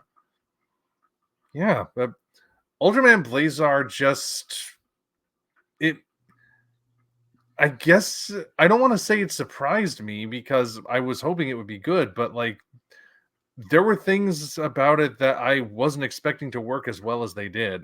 So, yeah. If you haven't seen it, don't keep sleeping on it. You should check it out. Yeah, I believe all the episodes are available on Superaya's YouTube channel. When they, for a while, they would only, each new episode would only be up for 2 weeks and then it would go away. I don't think they're doing that anymore. I think they leave them up. This one's been sticking around anyway. Yeah. So. Yeah. Well, and I think they intended basically from the ground up for this to be part of their big push to the international arc. I mean, that's why it launched with a dub. Yeah. This is the first one that I think this is actually the first one that's launched day one with a dub as part of the simulcast. Now, of course, if it does get a physical release over here, it might not stay up, but well, yeah, but I mean, who knows? I mean, there have been other quote unquote streaming series that have gotten physical releases and they're still on the streaming service. So it's still possible. It's still possible. But yeah, I would highly recommend it. It's probably honestly, I felt like it was a major step up from what I have seen of most of the new gen hero stuff. I mean, I haven't seen as much of that as I have the other eras. I've seen all of Showa. I've got most of Heisei done at this point. I'm about 2/3 of the way through Heisei. And, you know, I've seen bits and pieces of new gen heroes. I've seen Z and Decker and Trigger, and this was such a breath of fresh air compared to that. And I hope that this becomes the model for Supro going forward. I do think we've at least heard what the name of the next Ultra series is going to be called. It's not the one where they're crossing over the different characters, because I've seen they advertise that with the last few episodes. Is it that or something else? I think that's no, it's not that. No, as far as I know, I mean, is that the clip show or is it an actual crossover? I don't know if it's a clip show, but like they're advertising. It was with the last few episodes where it was like, here's Z, here's Ginga, here's Zero again, and like, I don't know, it might be. Yeah, I don't know what's going on with that one. No, it's called Ultraman Arc, ARK, which is funny because there's already an Ultraman Noah. I mean, when Trigger got announced, there were ridiculous jokes with that. You know, Ultraman triggered or Ultraman trigger warning. You know, it was puntastic. This one, I'm like, oh, you're just asking for more. You know, with a name like that, you know, it's going to be Ultraman's Arc or Ultraman Arc and Ultraman Noah gonna make it rain. Yeah, gonna make it rain. Yeah, there you go. I mean, like, at that point, you have to bring Nexus back just for the jokes. but it's announced only in that someone found out that was a trademark that Subaraya had registered. So which is how a lot of these tend to go. People will find out about a Toku series getting its trademark registered, and then a couple weeks, a month, or whatever later, there's an official announcement made by the studio. Now, the real question is, will it be its own thing, or will it be in continuity with Blazar? I don't know. But here's a little comment from Enshoma for some clarification. He says the next series is a clip show with hosts from various past shows and separate from ARC, coming later this year. Oh, that's what we were. Yeah, that's what I figured it was. I figured it was the clip show, because Subaraya has gotten very good at launching their new Ultra shows really close to Ultraman Day, if not actually on Ultraman Day. So July is when you can expect the next show most likely to start, if they stay on schedule for what they've been doing. I mean, I think I literally watched episode 2 of Blazar while standing in line at G-Fest for something. I've just got my phone out and I'm just watching it. And it was the fishing one. And then I did the same thing for at Gen Con a few weeks later. I was standing in line to go buy a shirt, and I'm just sitting there in line watching Ultraman Blazar. And I'm like, this might, me watching this show might seem a little weird to some people around here, but not much, And at G-Fest, no one's going to care. So, yeah. Highly recommend you guys go check out Blazar, and because it's a really good. I think for those of you who haven't seen Ultraman and it feels really intimidating because it's such a huge franchise, you can easily dive into this one without any previous knowledge. And I feel like because it's got a lot of variance in it in terms of tone and all of that, I think it actually gives you a pretty good indication of what the breadth of the series has to offer. It's got some weird episodes and some standard episodes, some artsy episodes, So, and honestly, I think it might just be the best. I don't know. Here's an interesting question to end on the Omni and Snazzy. Does Blazar mark a new era in Ultraman because of how different it is from new gen heroes? It could. I guess that really all depends on how well it did. I know that people like it. There's no doubt about that. The question is, did enough people like it and support it to actually send the message that this is what we want more of? I mean, I certainly hope so, with stuff like this that we are doing, leaving reviews or buying the merch that there is produced. I would hope that this is the beginning of a new era. I certainly wouldn't complain if it was. Yeah. I mean, I asked because the way Ultraman is set up, it's similar to Godzilla, where you have the quote-unquote Heisei series, even though technically the first movie was still Showa. And they made more movies after that were still technically Heisei, but they gave it a different name. And then you have new gen heroes that's mostly Heisei and then a little bit of Reiwa so far, but they give it its own name. So I'm wondering if Blazar could be the start of a quote-unquote Reiwa era for Ultraman because it's so different. It's different and yet in some ways familiar. But I'm hoping it is. Well, 2023, like I said, it was a great year for kaiju. It was also kind of the year that the kaiju genre got back to basics.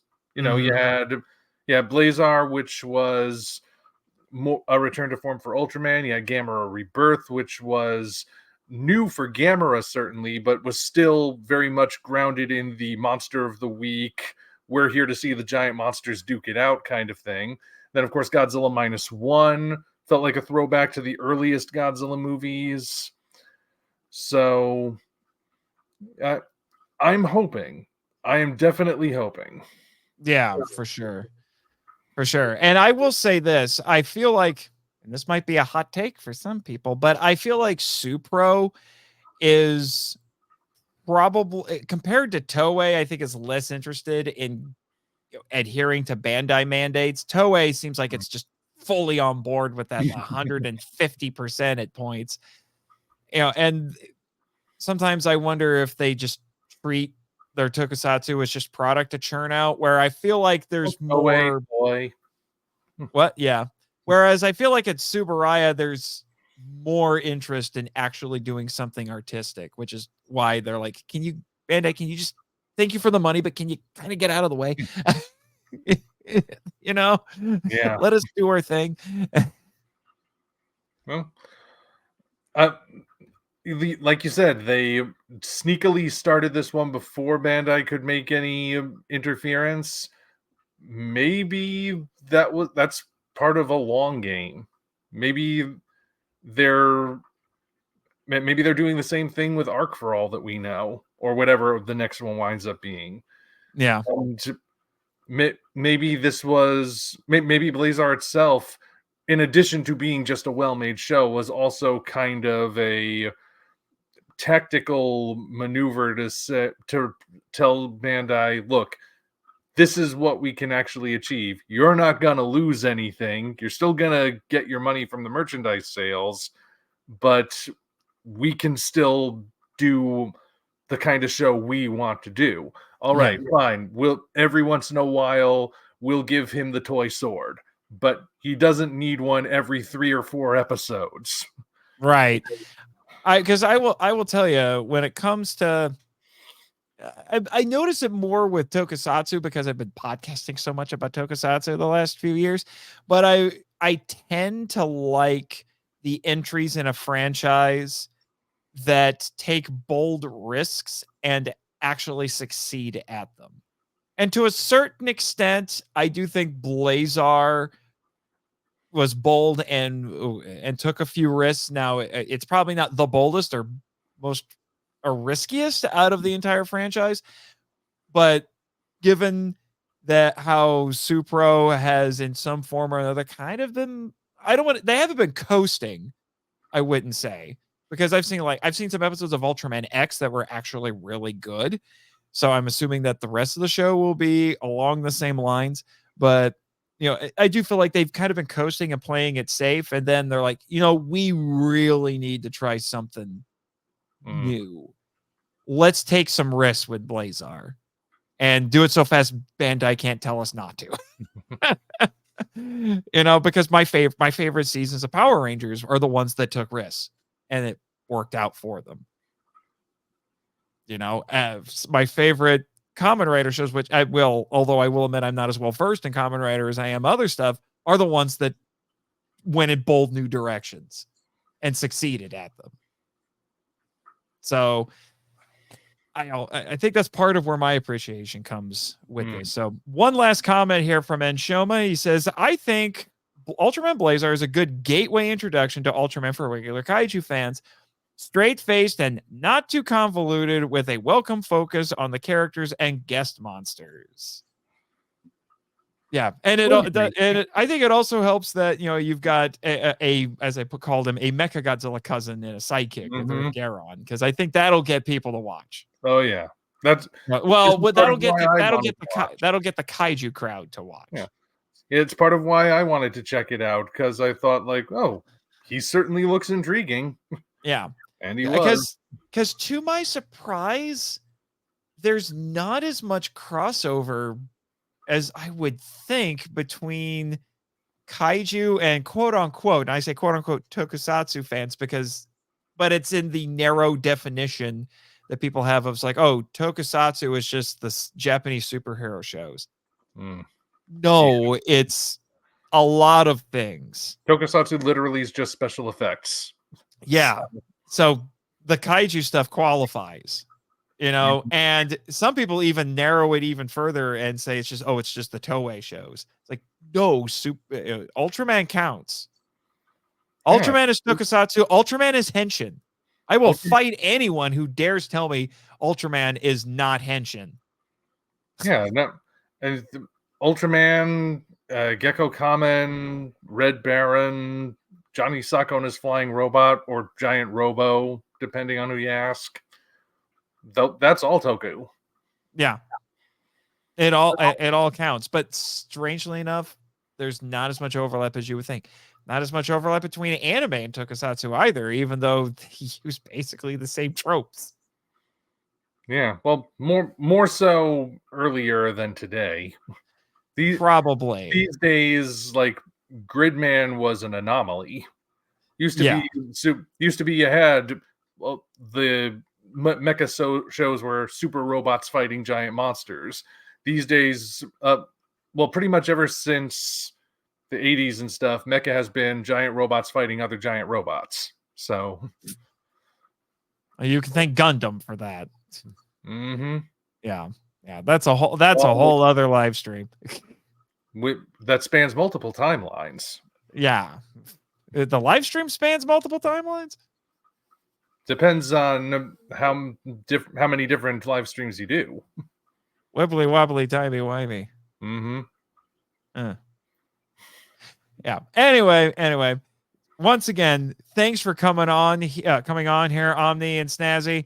And thank you to all of Omni's fans for joining us tonight and hanging out with us, talking about some Ultraman Blazar. And I hope you get, if I can get this downloaded and sent to you properly, I hope you get, plenty of hits on this when you upload it yourself. And I just save you the trouble of making a video, right? Well, we still made a video. We just did it live. I know. Just like you don't have to sit down and do like your unscripted, your Omni unscripted episodes or whatever. Well, I stand for those. Yeah. Well, yeah. This you do, and you have a completely different background. One of these days I need to, and you need to do a live stream where with all the toys and stuff in the background. That would be fun. Yeah. And thank you for coming, Snazzy. It was great having you on too. Not as much color commentary as I was expecting, though. I slept through some episodes. Oh well, I'm sure you did. And although Snazzy, who was your favorite monster on Blazar? Because I know you got opinions about monsters. Oh boy, favorite, huh? Well, I did like Nichi Kagachi, nice and colorful. I can appreciate a colorful reptilian creature. But even though it's not a new one, Damaga's story really moved me. Yeah. Just thought I would ask, before we sign off. But and Shoma says fandom sucks. Yeah, I know. We deal with it every day. Twitter. Yeah. Yeah. We deal with it every day. And he says, thank you for the good stream, by the way. You're welcome, Ed Shoma. It's been great seeing you drop by in some streams. I know you've been listening to the Film Vault now, actually, which has been making me happy. He left me some comments that I'll share in a future episode and things like that. I think it was because I did an episode on Zillafoot, and he contributed to Zillafoot. Oh dear, that thing. I have two friends who are in it, and I brought them onto the show to talk about being in it. Because hey, they've both been in one more kaiju movie than me. It's Zillafoot, but I've listened to every other podcast episode as far as I can find on Apple Podcasts on that movie. I have the definitive episode. I can take that to my grave. That is bragging rights for life. I have the definitive podcast episode. That's what it'll say on your tombstone. Nathan Marchand. He has the definitive podcast episode on Zillafoot. Yes, it's Shoma. I know you were in Zillafoot. I brought that up. Anyway, I'm going to stop with my Midwestern goodbye and actually properly end the stream. Again, thank you to everybody for joining us tonight. And go watch yourself some Blazar. You got this. Indeed.